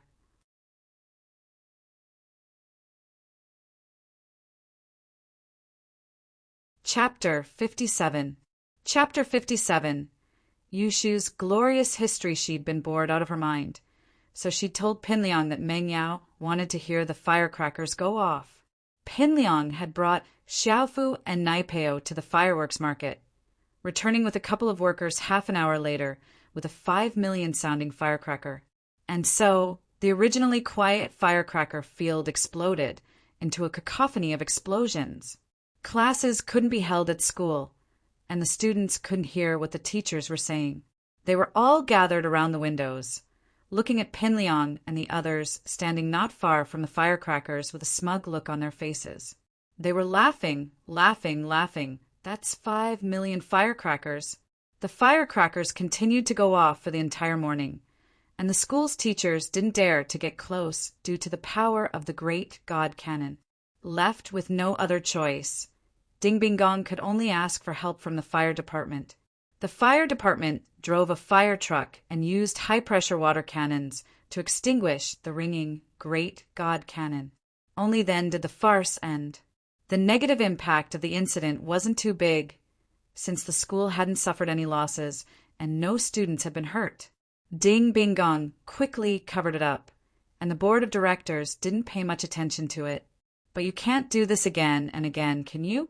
Ding Binggong was truly pissed off this time.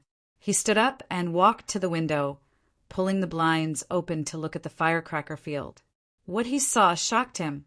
It wasn't that easy to notice a firecracker in a big firecracker field, but no one was doing it anymore. The students had spread out in a circle, and Ding Binggong saw a couple of burly gangsters in the center of the circle, as well as Pinliang's group and a student in a school uniform. Ding Binggong's face twitched, and he almost lost his grip on the windowsill and fell. Those weren't firecrackers. They were gunshots. Ding Binggong's heart almost jumped out of his chest when he saw what Heibao Bro was holding. He only breathed a sigh of relief after making sure that the injured person wasn't a student. He didn't have time to think about it anymore as he picked up his phone and ran out of the office, a terrorist armed with a gun in a school. If this matter were to get out of hand, he definitely wouldn't be able to take responsibility for it. Forget about applying for the exemplary high school. Even he, Ding Binggong, would have to pack up and leave. Fortunately, there didn't seem to be any casualties, so Ding Bing Gong was a little relieved. When he went downstairs, he ran into Wang Jifeng, who was rushing up to him. "Headmaster, bad news. Something big has happened. I've seen it. What's the situation now?" Ding Bing Gong waved his hand, stopping Jifeng from speaking any more nonsense and directly asking him to explain the situation. It seems like Pin Liang hired some gangsters to cause trouble for a student named Lin Yi, but Lin Yi beat them up. He's fine. Wang Jifeng introduced concisely. Lin Yi. The name sounded familiar to Bing Gong. It's the student that Director Chu recommended. Wang Jifeng reminded. It's him. Ding Bing Gong's heart skipped a beat. Thank goodness Lin Yi was fine. Otherwise the consequences would have been unimaginable. Ding Bing Gong calmed down after hearing Jifeng's explanation. Gangsters deserved to be beaten to death, as long as the student was fine. The two quickly made their way to the police station, only to see Ling Shan escorting Lin Yi into a police cruiser. Someone of Ding Bing Gong's position, of course, recognized Ling Shan. He walked up to her with a smile. "Captain Song, why are you taking my student away?" Ding Bing Gong wasn't afraid of Ling Shan, but if Lin Yi was taken away, it'd affect the school greatly. That was why he was smiling, especially since Lin Yi was someone Ping Zhan had recommended. Bing Gong had to be even more cautious. "Headmaster Ding. He's suspected of being involved in a violent fight. We're taking him back to assist in the investigation," Ling Shan said coldly. Bing Gong's face darkened at Ling Shan's lack of respect. "Captain Song, I'm quite close with your captain. Should I give him a call?" "Sure, but the captain's on a plane right now. He probably won't be able to pick up your call," Ling Shan said as she pushed Lin Yi into the police cruiser. Ding Bing Gong was infuriated. He was a man of status in Songshan, and he'd interacted with many big leaders, let alone Ling Shan. Which family didn't have a child in school? His school, especially, was a private one. It wasn't managed by the city and answered directly to the board of directors. There were all sorts of people who needed Bing Gong's help, but this Ling Shan didn't give him any face at all. Bing Gong dialed Huai Juan's number straight away, but all he got was the cold tone of the phone being turned off. It seemed that Ling Shan hadn't lied to him. Huai Juan would only turn off his phone if he had no other choice. Otherwise his phone would be open 24 hours a day. Huai Juan was on the plane back to Songshan early in the morning. He'd been invited by a friend in the police force to help solve a case, but he hadn't expected a bank robbery to happen in Songshan a day after he'd left. He had no choice but to book a morning ticket and rush back to Songshan without stopping. Heibao Bro's two underlings were brought into the police cruiser as well. Pin Liang and the others naturally escaped, while Heibao Bro was sent to the hospital. "Lin Yi, you're quite something, aren't you? You just got shot yesterday and you're in a gunfight today," Ling Shan said, annoyed at the nonchalant look on Lin Yi's face. Most people would be dejected when they were brought into a police cruiser, but this Lin Yi didn't seem to care at all.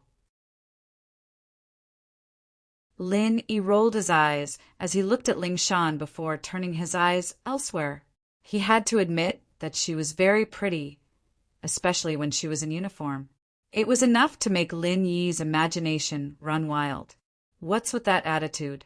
I'm asking you a question," Ling Shan said, getting even angrier at the fact that Lin Yi wasn't paying attention to her. "People used to say that women with big boobs were brainless, but I didn't believe them. But now I believe you." Lin Yi raised his head, his eyes scanning Ling Shan's body a few times. "What do you mean?" Ling Shan said, uncomfortable under Lin Yi's gaze. "Who are you calling brainless?" "Who knows?" Lin Yi curled his lips. Anyone with a bit of intelligence would be able to tell that it was those people who came to the school to cause trouble, and I was just acting out of self-defense. You, on the other hand, arrested me. Of course, Ling Shan knew what Lin Yi was talking about. But no matter what, Lin Yi had heavily injured that Heibao Bro, and it was unknown whether he was still alive or not. It wasn't wrong of her to ask Lin Yi for an investigation.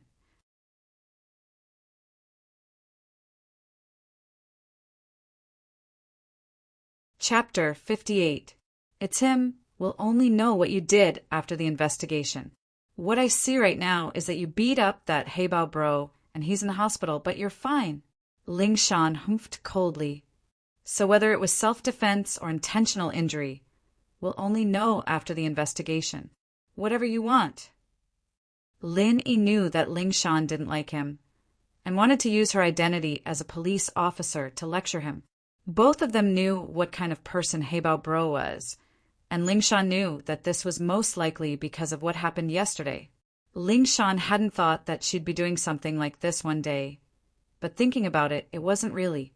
At the very least, it was a fact that Lin Yi had injured Heibao bro, and it wasn't wrong for her to lecture him. The police car was the type that had a front and rear compartment, and only Lin Yi and Ling Shan were in the back. The driver couldn't hear their conversation from the front, and that was why Lin Yi was more open with his words, even daring to say things like big boobs and no brains. Lin Yi turned his head away and ignored her, and Ling Shan felt bored as well. Fortunately, her phone rang at that moment, and Ling Shan picked it up. "Song, it's Yang Huaijuan." Huaijuan's voice sounded from the other side. "Captain Yang, you're back in Songshan?" Ling Shan let out a sigh of relief when she received Huaijuan's call. She hadn't found a single clue on the bank robbery case after an entire night of interrogations, and her heart was burning with anxiety. Now that Huaijuan was back, she could finally relax. "Yeah, I just got back. I'm on my way back to the station. Are you all right?"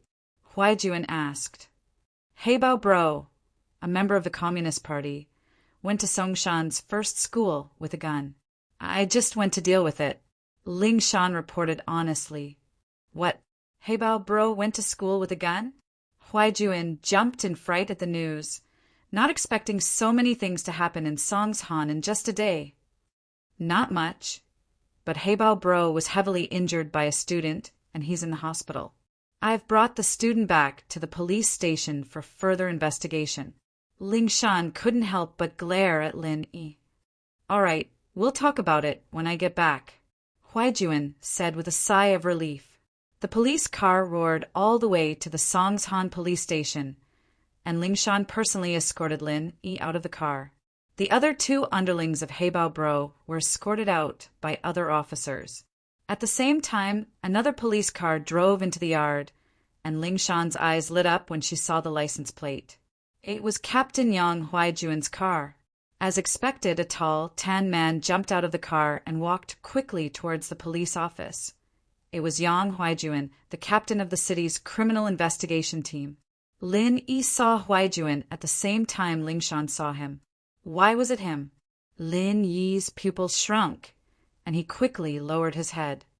"Captain Yang," Ling Shan said happily as she waved at Huaijuan. Lin Yi really wanted to give this Ling Shan a kick. "Why didn't you bring me to the interrogation room when you got to the police station? Why did you greet him?" He had no choice but to turn his head to the side so that Huaijuan wouldn't notice him. "I didn't think we'd be right behind each other." Huaijuan walked over and nodded to Ling Shan with a smile before turning to Lin Yi. "This is the student who hurt Heibao bro." "That's him." Ling Shan nodded as she looked at Lin Yi, only to see Lin Yi's head drooping down obediently. She couldn't take it any more. What was the meaning of this? You were acting all high and mighty in the police car, but now that you're in the police station and Captain Yang, you're behaving like a good boy. Aren't you looking down on people? Ling Shan humphed coldly at the thought. "Lin Yi, what are you doing? Raise your head and let Captain Yang look at you. Song, you don't seem to be in a good mood. He's just a student, have a better attitude." Huaijuan frowned. He saw that Lin Yi was wearing a school uniform, and instinctively didn't think that Lin Yi was a bad guy. He patted Lin Yi's shoulder. "Kid, what's going on? Tell your big bro." "Oh." Lin Yi lowered his head, speechless. Who's big bro?" But Lin Yi was afraid that Huaijuan wouldn't recognize him, and so he lowered his head even more, not bothering to talk to him at all. Captain Yang, I'm talking to you. Ling Shan wanted to smack Lin Yi's head when he started putting on airs again. Oh, it's nothing, Lin Yi said in a muffled voice. Nothing. Huaijuan frowned. Why didn't this kid know what was good for him? He'd asked him that because he was a student and he wanted to keep a low profile. He didn't want to leave a mark on his file, but he didn't expect Lin Yi to be so cold and indifferent. They were looking for trouble, and I beat them up. Lin Yi cursed. You weren't this nosy in the past, were you? What was wrong with you today? Huaijuan didn't move for a long while after Lin Yi said that, but Lin Yi felt a burning gaze on him. It made Lin Yi uncomfortable. Can you lift your head? Huaijuan found the words funny. There were too many similar people in this world. This person's voice sounded like that person's, but he was still a student. I'm not a girl. Stop looking. Lin Yi sighed inwardly.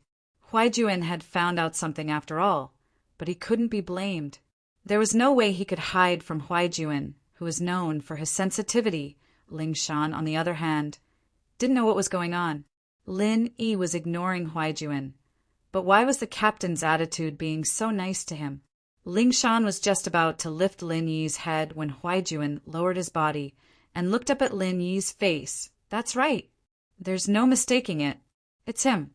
Huaijuan was 90% sure that the person in front of him was the one he'd been looking for all this time. He didn't know why he'd become a student all of a sudden, but Huaijuan believed his eyes. Arno. Huaijuan couldn't hold back the excitement in his heart. What? Lin Yi cursed inwardly, but pretended to be suspicious.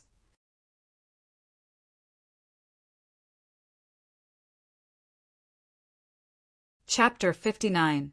Delusional disorder, but Huaijuan didn't give up. What kind of person was this guy? It'd be a waste of Huaijuan treating him like a god if he could see through him with such a simple test. I say, Miss Song, it's fine if you're retarded. But why is your captain acting like this too? Lin Yi didn't bother dodging anymore, since Huaijuan had seen his face. He raised his head. Man, looks like you guys have a lot of pressure at work. You should get some therapy to relieve yourself. Why won't you admit it? Huaijuan, on the other hand, wasn't paying attention to the conversation at all. He grabbed Huaijuan's shoulders and started shaking him back and forth. I'm a hound. Don't you recognize me? Ling Shan was just about to argue with Lin Yi when she heard Huaijuan call himself a hound. Her eyes went wide. What the hell was going on? Was the captain really starting to talk nonsense because of the pressure? Man, look at that Song girl. He's seriously delusional, imagining himself as an animal. Lin Yi shook his head. Plus, he thinks I'm an animal when he sees me. That's right, he thinks I'm an animal. Ling Shan's face darkened. Captain Yang was always the calm and collected person. What was wrong with him today? He wasn't sure before, but now he was 100% certain that the person in front of him was the one he was looking for. They'd been comrades through thick and thin during those difficult times. There was no way Huaijuan would mistake someone else for someone else. Especially Lin Yi's tone of voice and the way he was talking. It made Huaijuan even more certain that the person in front of him was him. A sudden thought popped into Huaijuan's mind. Could it be that he was on a special mission and couldn't reveal his identity? Yes, that was very possible. Thinking back to the level of the mission they were on, Lin Yi's actions made sense. Song, leave him to me. I'll handle this case myself, Huaijuan said as he grabbed onto Lin Yi's arm, afraid that he'd run away. Ah, all right then. Ling Shan didn't understand why Huaijuan was so concerned about Lin Yi's situation, and why he was doing all these weird things, but she still obeyed his orders out of habit. Huaijuan didn't have time to chat with Ling Shan either. He grabbed Lin Yi's hand and ran towards the office building. Lin Yi smiled bitterly as he followed behind Huaijuan. It seemed like they wouldn't be able to escape this. Bang! Huaijuan shut the door and locked it from the inside. although Huaijuan understood that the man would be able to get out even if he was thrown into prison. Lin Yi, on the other hand, was quite carefree as he sat on the sofa in Huaijuan's office. Captain Yang, right? What are you trying to do? You need to know that we're locked in an office in broad daylight. If word gets out... Man, I'm still a high school student. All right, there's no one else here, and my office is soundproof enough. You know that my nickname is Hound, and that means that my detection and anti-detection abilities are very strong. No one's going to be able to put a bug in here without me noticing. Huaijuan turned back to Lin Yi, his eyes fixed on Lin Yi as he spoke word by word. No way, right? What are you trying to do with me? Lin Yi said innocently, his eyes wide open. Stop pretending, Arno. You know what I'm talking about. Huaijuan said seriously. I'm sorry, you've got the wrong person. I'm not Arno, and I don't know what you're talking about. Lin Yi said with a shrug. I'm not mistaken. Huaijuan's face lit up as he jumped up to Lin Yi and shook Lin Yi's shoulder. Eagle, are you running away from something? Why won't you admit who you are? Lin Yi was indifferent. Was he really running away from something? Those years of war, that absolute trust between comrades, that beautiful face, that heartbroken gaze. It made Lin Yi's heart skip a beat.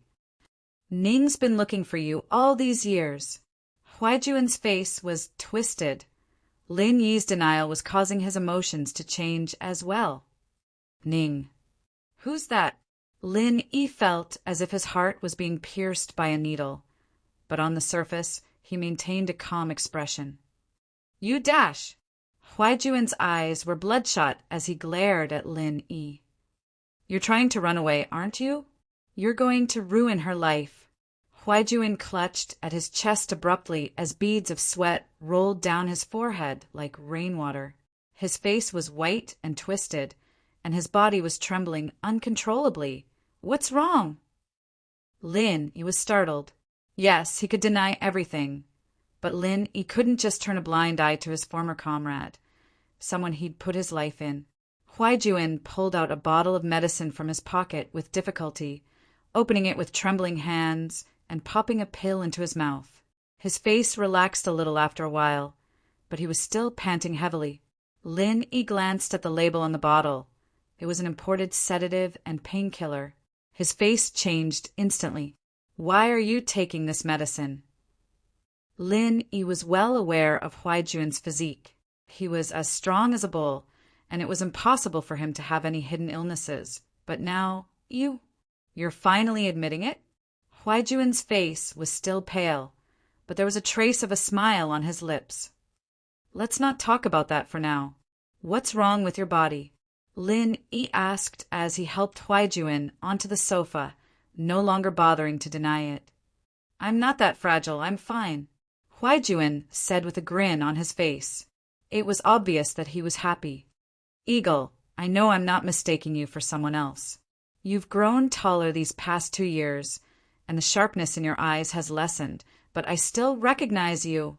Fine, I'll admit it. Tell me what's wrong with you first. Also, why'd you retire? Isn't the organization you're with a lifetime membership? Lin Yi couldn't imagine what had happened to Huaijuan in the past 2 years. Huaijuan looked strong on the outside, but Lin Yi could sense a trace of sickness on his face. Old Lin was a famed miracle doctor in the village, and so Lin Yi's medical skills had been passed down to him as well.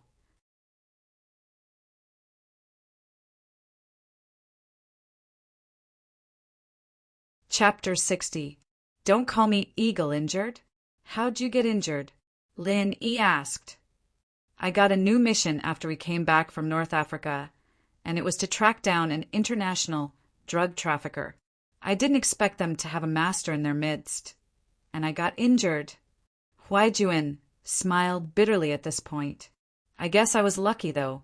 They thought I was dead when they saw me fall down, but Armadillo and the others... Armadillo? What's wrong with him? Lin Yi's heart skipped a beat. Armadillo sacrificed himself. Huaijuan said, a little dejected. What? Lin Yi's face turned into a terrifying grin. Armadillo, that little guy who always had that bright smile on his face.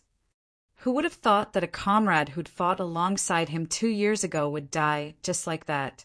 Huaijuan could empathize with Lin Yi's emotion. Armadillo was Lin Yi's comrade, and Huaijuan's comrade as well. Huaijuan couldn't help but cry when he heard the news of Armadillo's death. Maybe he's still alive, Huaijuan said, worried that Lin Yi would be sad. You didn't find his body? A glimmer of hope flashed across Lin Yi's eyes. Armadillo was a smart fella, and it was possible that he could have escaped death. His body was thrown into the furnace by the drug dealers. I didn't know about it until later. Huaijuan sighed. I was in so much pain when I woke up that I couldn't care less about anything else. I found a place to hide and lost consciousness after that, until someone rescued me. Fuck his ancestors! Lin Yi slammed his fist on the coffee table in front of him, and Lin Yi smashed it into a pile of sawdust. Huaijuan clicked his tongue inwardly. As expected of an eagle, he was still as fierce as ever. Huaijuan knew that he wouldn't be able to do something like that himself. I'm sorry, I was too heavily injured, and I couldn't check on my comrades. Huaijuan said, guilt filling his heart every time he thought about it. It's not your fault. Lin Yi shook his head. He knew that Huaijuan would only be courting death if he went up there. Are your injuries serious? Full of injuries. I retired after half a year of recuperation. Huaijuan sighed. Western medicine calls it sequela. Eastern medicine calls it broken meridians. You can't be agitated and you can't engage in high-intensity work for a long period of time. Moreover, you have to use medication to maintain it. Lin Yi put the pangolin thing to the back of his mind and turned to Huaijuan. Give me your hand. What are you doing? Huaijuan asked curiously, but extended his hand anyway. Let me feel your pulse, Lin Yi said as he placed his hand on Huaijuan's wrist, his expression solemn. You can feel my pulse? No way. Ing, I thought you were good at killing, but you know how to save people? Huaijuan stared at Lin Yi, a little surprised. This was his comrade-in-arms in a storm of bullets. There's a lot you don't know, Lin Yi said with a smile. What? You don't trust me? Don't trust me? Huaijuan's eyes widened. Of course I trust you. I could have left my back to you on the battlefield. Don't make it sound so mushy, Lin Yi said jokingly, but his heart was getting heavier and heavier. Huaijuan's pulse was bad, and he could feel that his body had recovered, but his internal injuries were still very serious. Many of his organs weren't fully healed yet, and were even showing signs of weakening. How is it?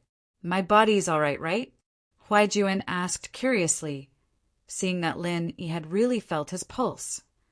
You only use painkillers to solve your problems? Lin Yi didn't answer the question. Yeah, what's wrong with it? Huaijuan asked. Then why aren't you dead yet? Lin Yi said with a frown. Huaijuan was speechless. What the fuck, are you cursing me? It's not that I'm cursing you, but you're in a really bad situation right now. The injuries from last time haven't healed at all, and they're getting worse. I don't know how you've been using painkillers for so long, but someone else would have died from the pain a long time ago. Lin Yi said with a serious expression on his face. He wasn't trying to scare Huaijuan, he was just stating a fact. There was no need to lie to someone like Huaijuan. He'd been on the battlefield long ago, and he'd long since given up on life and death. Even if Lin Yi were to tell him that he was going to die tomorrow, Huaijuan wouldn't have much of a reaction. An old Eastern doctor said the same thing, saying that I wouldn't be able to live past 6 months. Look at me, aren't I? As expected, Huaijuan wasn't affected by Lin Yi's words at all. He was stretching his arms and legs in a relaxed manner. He's right. Half a year is too much for you. Lin Yi nodded. Eagle, can you stop mocking me? Do I look like someone who's about to die? Huaijuan glared at Lin Yi, a little displeased. My name's Lin Yi, don't call me Eagle, Lin Yi said as he looked at Huaijuan. That's why I said it's a miracle that you're still alive, and it might have something to do with your strong willpower. What's wrong with that? Huaijuan continued. You can still use painkillers to alleviate the pain, but it'll only get worse in the future, Lin Yi said. You might have noticed it by now, but the frequency and dosage of the painkillers has increased. Ew, you really know medicine? Huaijuan asked, surprised that Lin Yi had hit the nail on the head. What do you think? Lin Yi said as he let go of Huaijuan's hand. He had a rough idea of what was going on. Huaijuan's situation was very complicated. There was a saying that all medicines had some side effects, and every herb would damage the body's organs to a certain degree. In other words, if Lin Yi were to prescribe a medicine for the heart, it'd affect Huaijuan's spleen or liver. But if he were to prescribe a medicine for the liver, it'd affect his heart or kidney. All in all, there'd be side effects to the other organs no matter which part he treated. It'd be better if he didn't treat it, and it'd only speed up his death. Huaijuan couldn't help but ask when he saw Lin Yi deep in thought. What's wrong? What are you thinking about?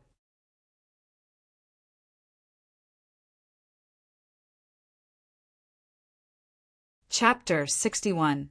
A Girl He'll Never Forget. Holy shit. Huaijuan slapped his thigh as he looked at Lin Yi. Not bad, not bad. You're the captain of the hounds, after all. The army invited the most famous Eastern medicine specialist in the country, Elder Qinshueji, to see me after I got injured. He said the same thing after looking at me. Qinshueji? Lin Yi felt like he'd heard the name before, but couldn't remember where he'd heard it from. Yeah, he was the one who said I wouldn't live past 6 months, Huaijuan said with a smile. He told me not to treat it if I wanted to die slower. Maybe I'd live a couple more days with painkillers. What kind of bullshit is that? Lin Yi couldn't help but frown. I'll go back and think about it.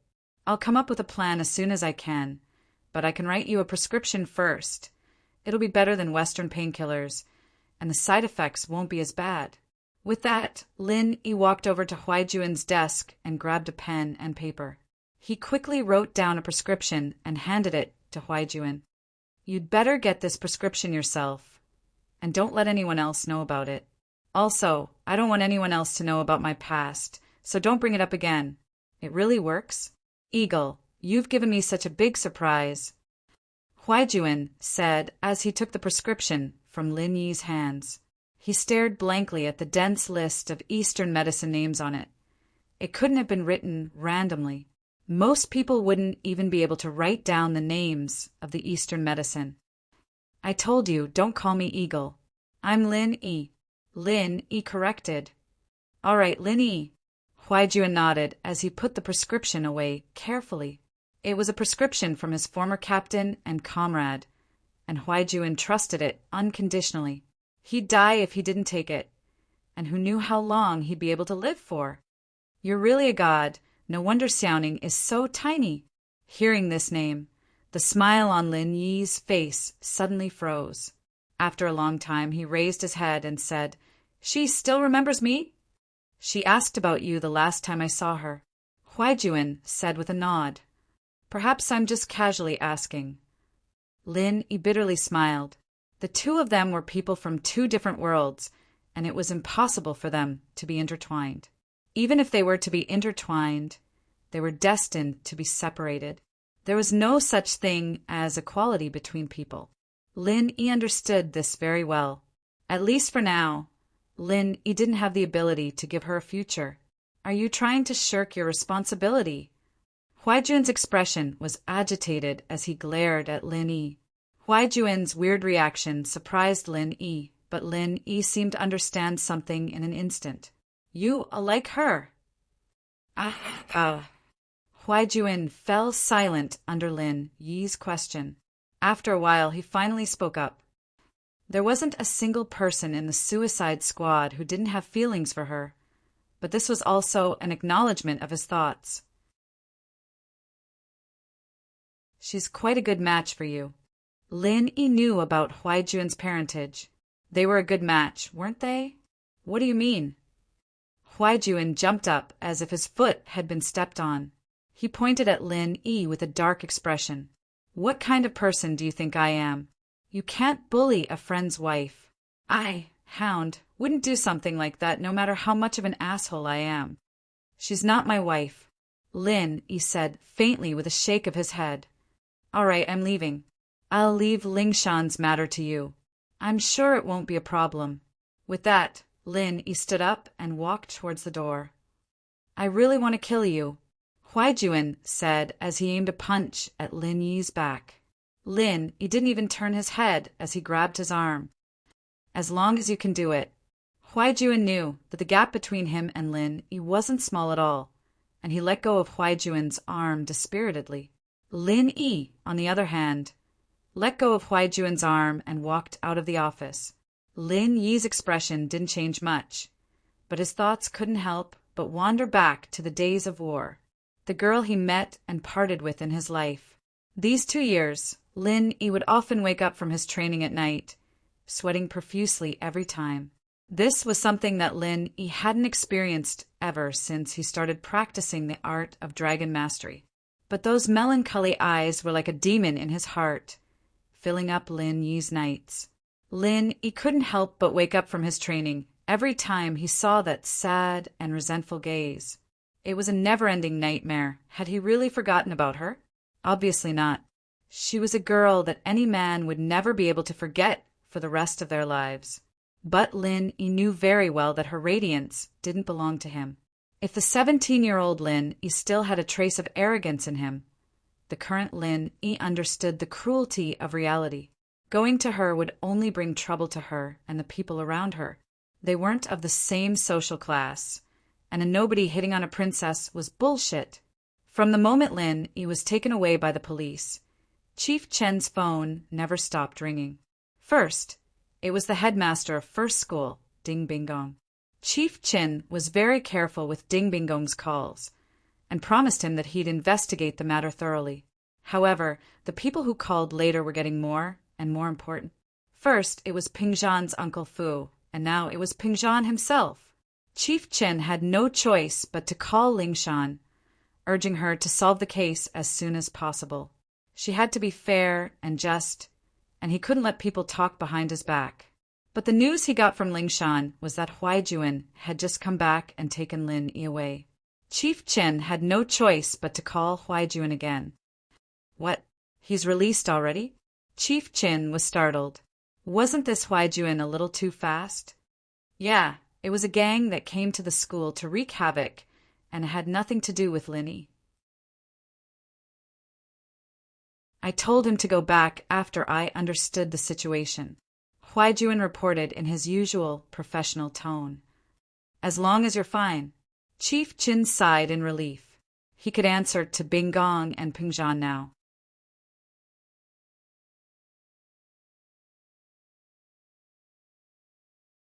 Chapter 62.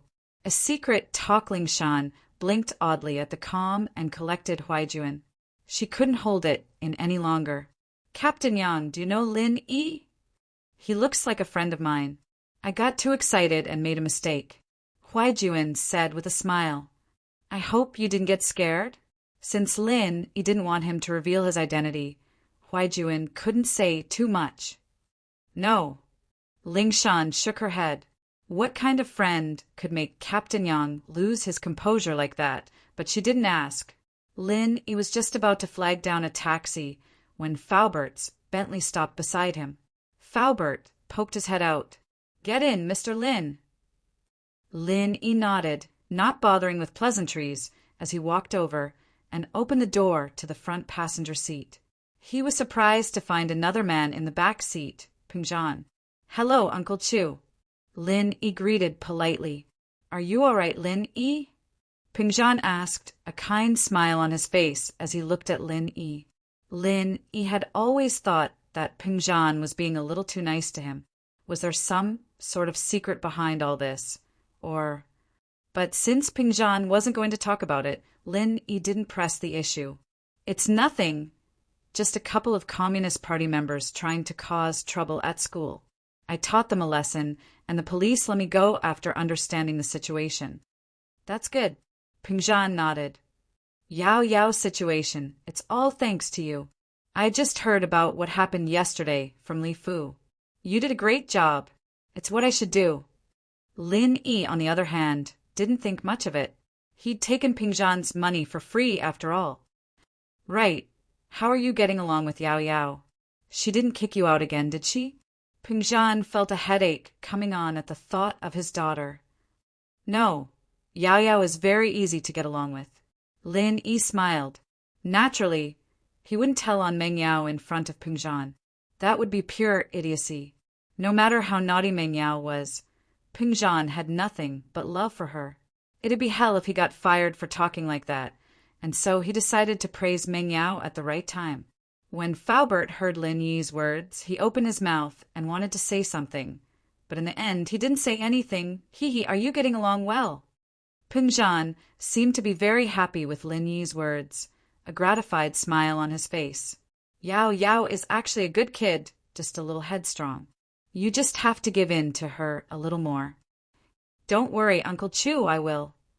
Lin Yi agreed without hesitation, but he remembered what the Baldy had said in the robber's car yesterday. Uncle Chu, there's something I should talk to you about. Lin Yi hesitated before deciding to talk to Pingzhan. There's something I should tell you, Uncle Chu. Oh. Pingzhan paused, then smiled. What is it? Just say it. It's about what happened yesterday. It's about the bank robbery. Lin Yi said. How about this? Let's find a place to talk about it. Faubert isn't an outsider, but he's driving. I don't want him to be distracted. Pingzhan nodded. Okay.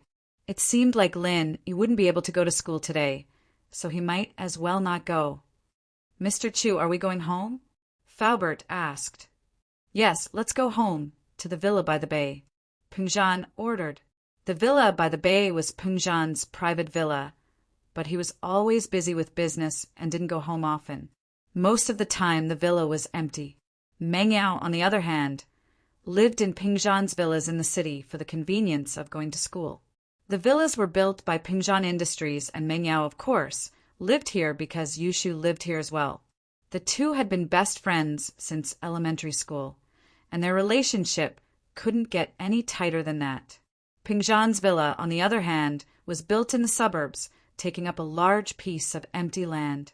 It was surrounded by green grass and flowers, and there was a road in the middle that led to the main building of the villa. Of course, this was private property, and outsiders weren't allowed to enter. Upon entering the door, Faubert shone a laser card on the door, and the door opened slowly.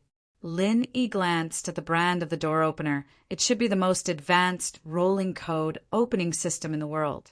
Even if the card was lent to someone else, it wouldn't be able to be duplicated. The code between the door opening system and the card was unique, and the MCU in the card calculated the code and fed it back to the door opening system. But it wasn't unbreakable. Of course, Lin Yi didn't mention it because this was considered very safe for civilians. But if yesterday's incident wasn't investigated properly, then Lin Yi would have to do some security upgrades to Meng Yao's villa. He couldn't guarantee that he'd be by Meng Yao's side 24 hours a day. The car stopped in front of the villa and Faubert got out. He opened the door for Pingzhan and Lin Yi and returned to the car after Lin Yi and Pingzhan got out. Faubert isn't coming in with us? Lin Yi heard from Pingzhan that Faubert wasn't an outsider, so he asked. He's going to park the car in the garage, and he'll be back soon. Pingzhan could tell what Lin Yi was thinking, and he patted Lin Yi's shoulder with a smile. Li Fu has been with me for more than 10 years. If there's anything urgent when I'm not around, you can just tell Faubert. Lin Yi nodded. Faubert must be a very trustworthy person if Pingzhan said so. The decorations in the villa couldn't be considered luxurious, but it wasn't the kind of luxurious ones. Instead, it leaned towards elegance and classicalness. It could be seen that Pingzhan was a person with good taste, different from the average nouveau riche. Sit anywhere, don't be shy. treat this like your own home. Pingjan personally found a pair of slippers for Lin Yi and placed it in front of Lin.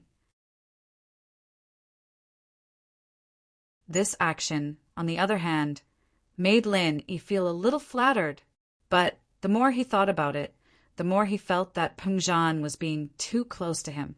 It didn't seem like he was treating a subordinate like this, but more like he was treating his own family. "Thank you, Uncle Chu." Lin Yi didn't act too pretentiously. He put on the slippers after thanking Pingjan.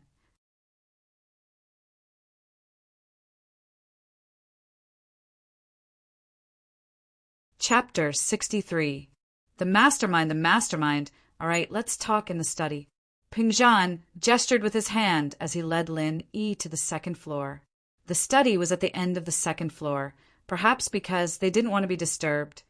But there wasn't even a housekeeper in this spacious villa. What difference did it make?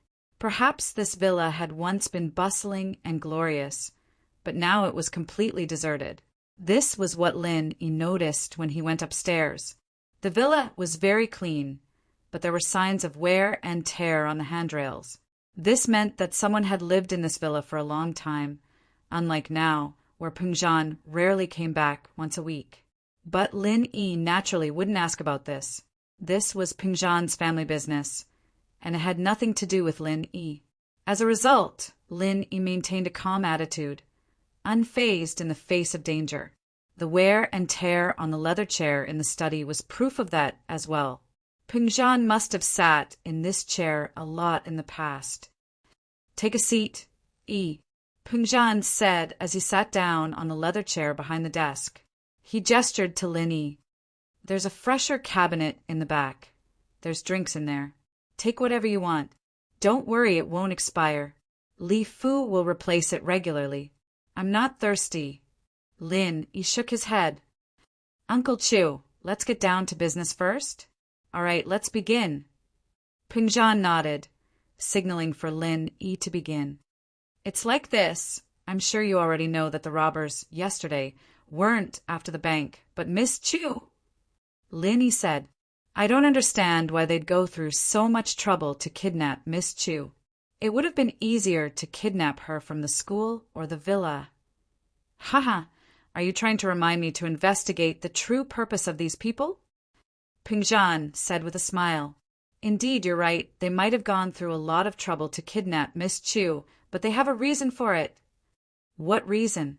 Lin Yi didn't think that Pingjan would have thought of this. It seemed like he was overthinking things.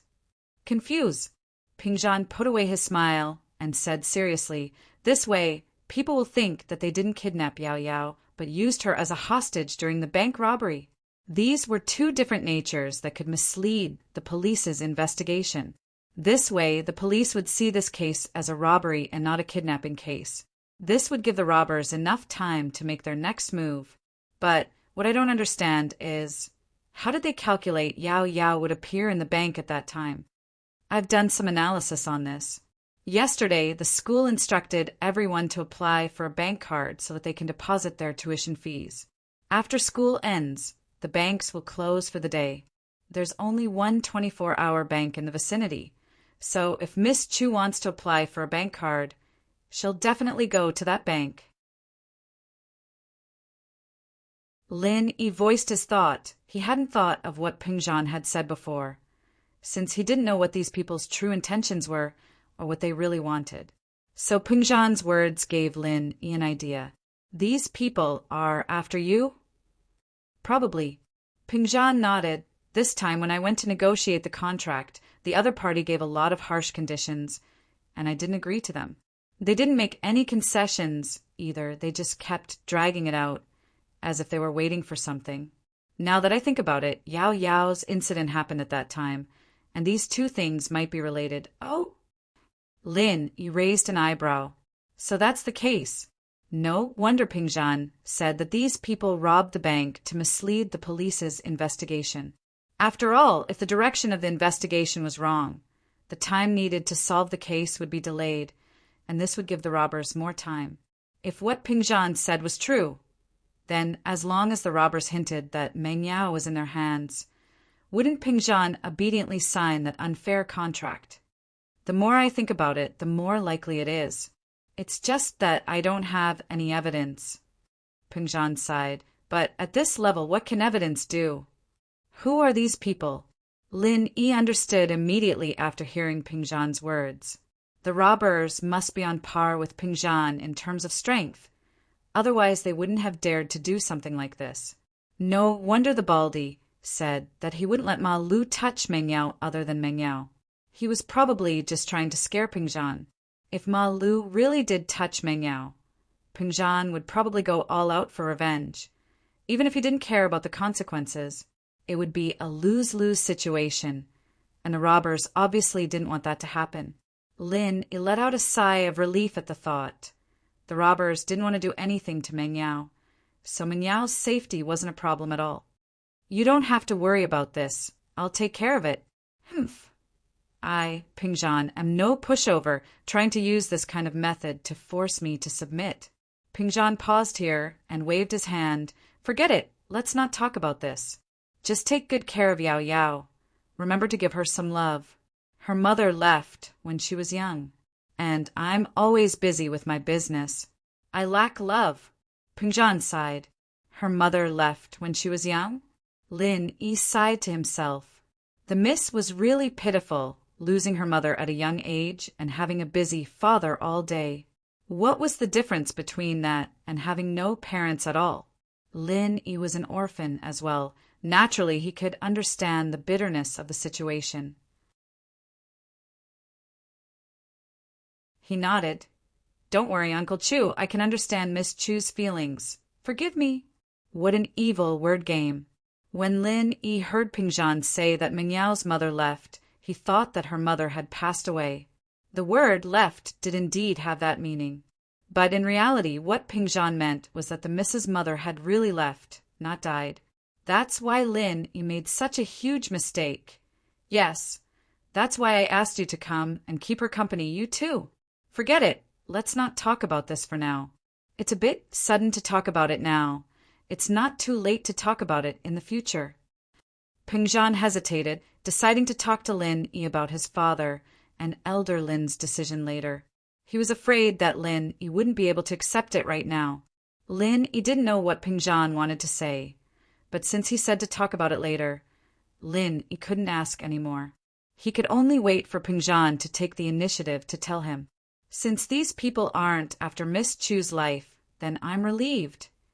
Lin Yi thought to himself, it'd be terrible if the miss died beside him. Not only would he lose his salary, but he'd also have to take responsibility for it. More importantly, no one had died beside him before.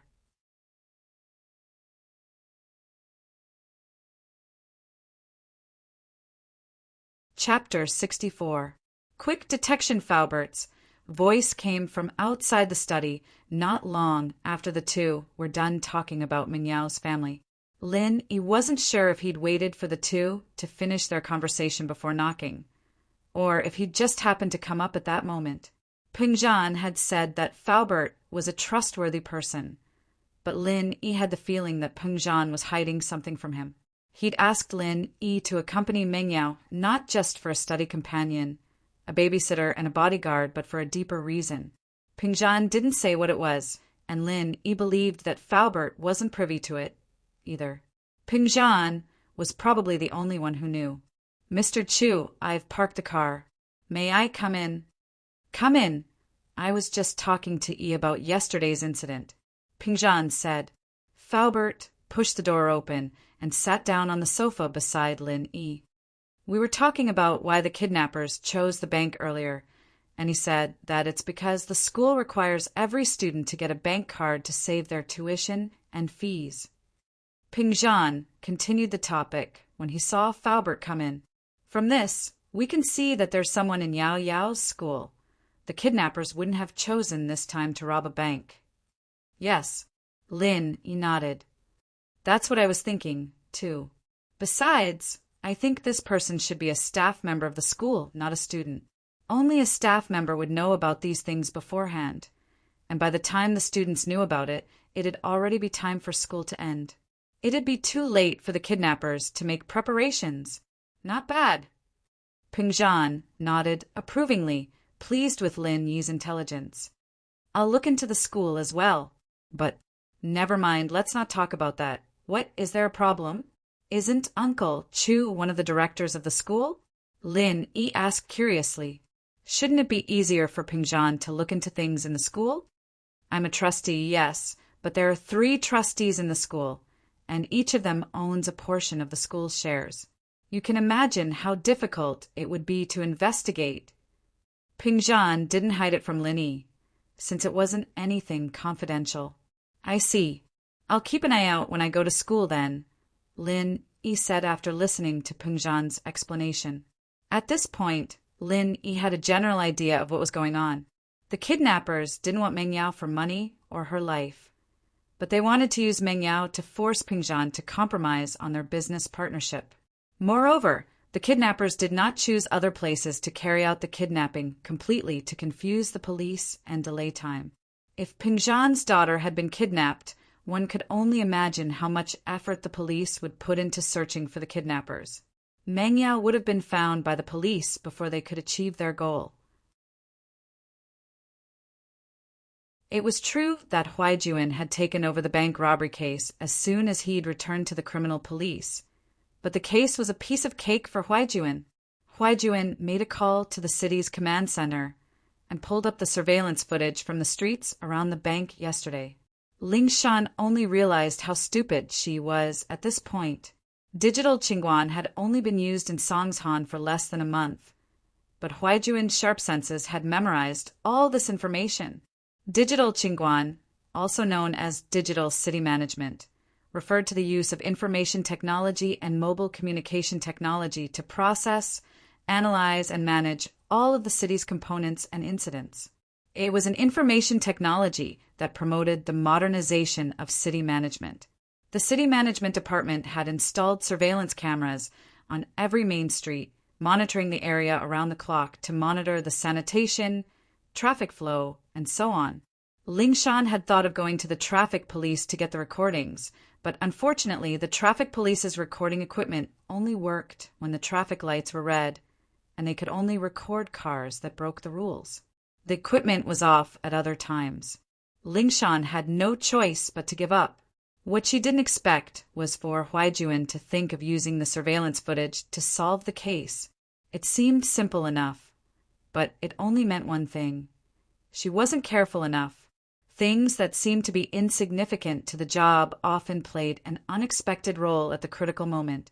With the surveillance video, everything became much easier.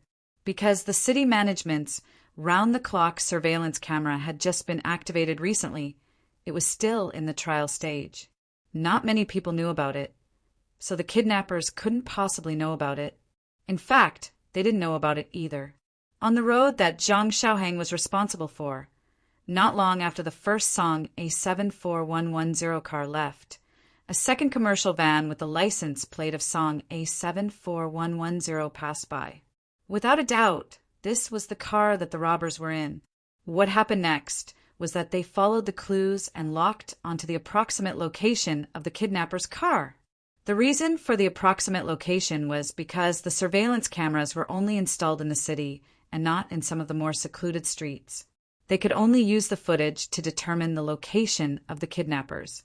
But even so, it was more than enough.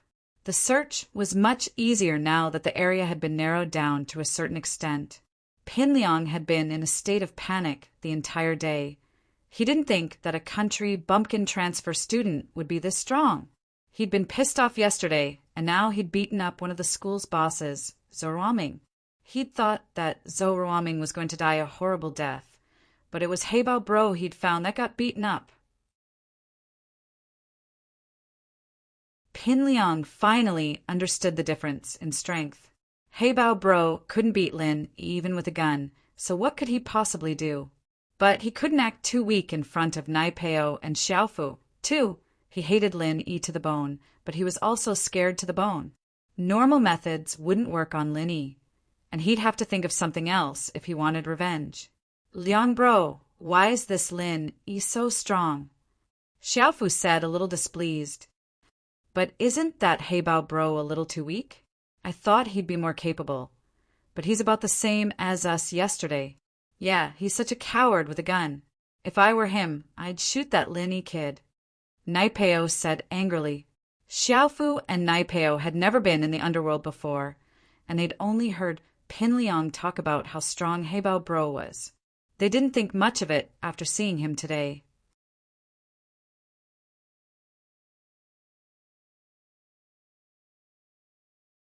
Chapter 65. Chapter 65. Do you like him? Zhou Ruoming was just as shocked. Zhou Ruoming decided to keep his distance from Lin Yi after seeing how half-dead Hebao Bro was. The guy was a madman, and Zhou Ruoming didn't want to die just yet. It was a little depressing for him, the second in command of the school, to be afraid of a transfer student. Zhou Ruoming, on the other hand, thought that they'd mind their own business and mind their own business. As long as he didn't provoke Lin Yi, it shouldn't affect him, right? Zhou Ruoming couldn't help but feel pleased at the thought that motherfucker Pin Liang had nothing better to do than provoke a transfer student. He hadn't even gotten to the bottom of the guy's background yet, and he was already trying to mess with Pin Liang? Was he tired of living? Hey, Yao Yao, do you think Lin Yi's going to be okay? That Ling Shan's acting all high and mighty. It's like she's trying to mess with Lin Yi on purpose. Yushu whispered to Meng Yao, who was flipping through her English textbook. Who cares? It's better if he gets arrested and sentenced. He won't have to bother me anymore. Meng Yao humphed. My dad's saving his salary, too. You really don't care about him? Yushu looked at Meng Yao with a half-smile. Shoo, what's with that look? Meng Yao frowned. Why would I care about him? All right, let's not talk about him. I still need to study. All right. Yushu pointed at the English textbook in Meng Yao's hands with a smile. Yao Yao, you're holding your English book upside down. You've been reading for so long, you're really something. Ah. Meng Yao blushed as she looked at the book in her hands. She quickly closed the book in a panic and glanced at Yushu before opening it again. She pouted. All right, I just don't want anything to happen to him because of me. After all, I'm the one who started this. I'm the one who told him to deal with Pin Liang. I've already called Faubert. He'll take care of it. Huh. Yushu smiled, but her face was full of doubt. Yushu's smile made Meng Yao feel a little uncomfortable. She shrunk her neck, feeling that Yushu was staring at her with a burning gaze. However, Yao suddenly thought of something. Oh, right. On the other hand, student Shu, you seem to be more concerned about Lin Yi than I am. Have you fallen for him? Me. Yeah, I like him, so what? Yushu grinned at Meng Yao as if it wasn't something embarrassing. Yushu let out a breath of relief when she heard that Meng Yao had contacted Faubert. She knew what Faubert was capable of in Songshan, and she'd wanted to call her grandpa. Huh. Meng Yao's mouth was agape as she stared at Yushu in disbelief. You like him? Ha! I like him. Why are you in such a hurry? Can't even speak properly? Are you jealous? Yushu giggled as she looked at Meng Yao's face. Jealous? If you like him, then go after him. I bet that guy's so pretty he's got snot coming out of his nose. Meng Yao's expression changed to one of disapproval. All right, then I'll go after him. Don't regret it later. Yushu said with a serious face. Who'll regret it? Haha. Meng Yao shook her head nonchalantly, but the words made her feel a little uncomfortable. She didn't know why, but it made her feel uneasy. I'm lying. Haha. Yushu didn't continue after seeing that she wasn't teasing Meng Yao. I just don't like Lingshan. She can't touch one of our people if she wants to. Yeah, Lin, he may be my follower, but he's still one of my people. Meng Yao didn't know why, but she let out a sigh of relief after hearing Yushu's explanation. It was an inexplicable feeling, but Meng Yao didn't think too much about it. Pin Liang looked calm and collected in front of Naipeo and Xiaofu, but he was actually more afraid than anyone else. It wasn't that he was afraid of Lin Yi's revenge, but that Hebao Bro would drag him out of the police station. He'd become the mastermind of the whole thing, and who knew if he'd be dragged into this? His father would definitely punish him severely, and he might even have to transfer schools. Pin Liang was getting more and more annoyed when he saw Meng Yao and Yushu talking and laughing not too far away. He was a famous person in the school, but he didn't even have a girlfriend. What a joke! Zhou Ruoming, on the other hand, had gone through so many girlfriends by now that he was a tyrant in the school. He heard that he was going after some commoner beauty, Tang Yin. Truth be told, Pin Liang only started paying attention to Tang Yin after hearing that Zhou Ruoming was going after her. She was a beautiful girl, and although she was wearing a school uniform, it couldn't hide her beauty. Compared to princesses like Meng Yao and Yushu, however, she was still a little lacking. Meng Yao and Yushu were from prestigious families, and they had luxurious cars to and from school. Tang Yin, on the other hand, wasn't as eye-catching as Meng Yao and Yushu. Meng Yao and Yushu were from prestigious families, and they had luxurious cars to and from school. Tang Yin, on the other hand, wasn't that eye-catching. Her body was even better than Meng Yao and Yushu's, but Meng Yao and Yushu's statuses were higher than theirs. Pin Liang, on the other hand, wasn't afraid of other flies getting to her first. In this school, he was the only one who dared to go after Meng Yao. As a result, Pin Liang wasn't in a rush. He had enough patience to take Meng Yao down. It was just that Lin Yi's appearance had ruined his original plan. He'd called Heibao Bro to school in a fit of rage, not caring about the consequences, and even more so when Heibao Bro pulled out his gun. Everything had changed in an instant, from a gangster wreaking havoc in school to a gang member with a gun. Pin Liang was afraid that Heibao Bro wouldn't be able to take it anymore, and if that happened, he might not even be able to stay in school, let alone pursue Meng Yao.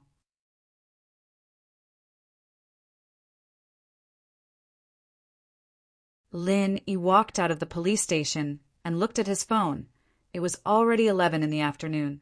There weren't any classes at this time, and he was worried about Huaijuan's injury.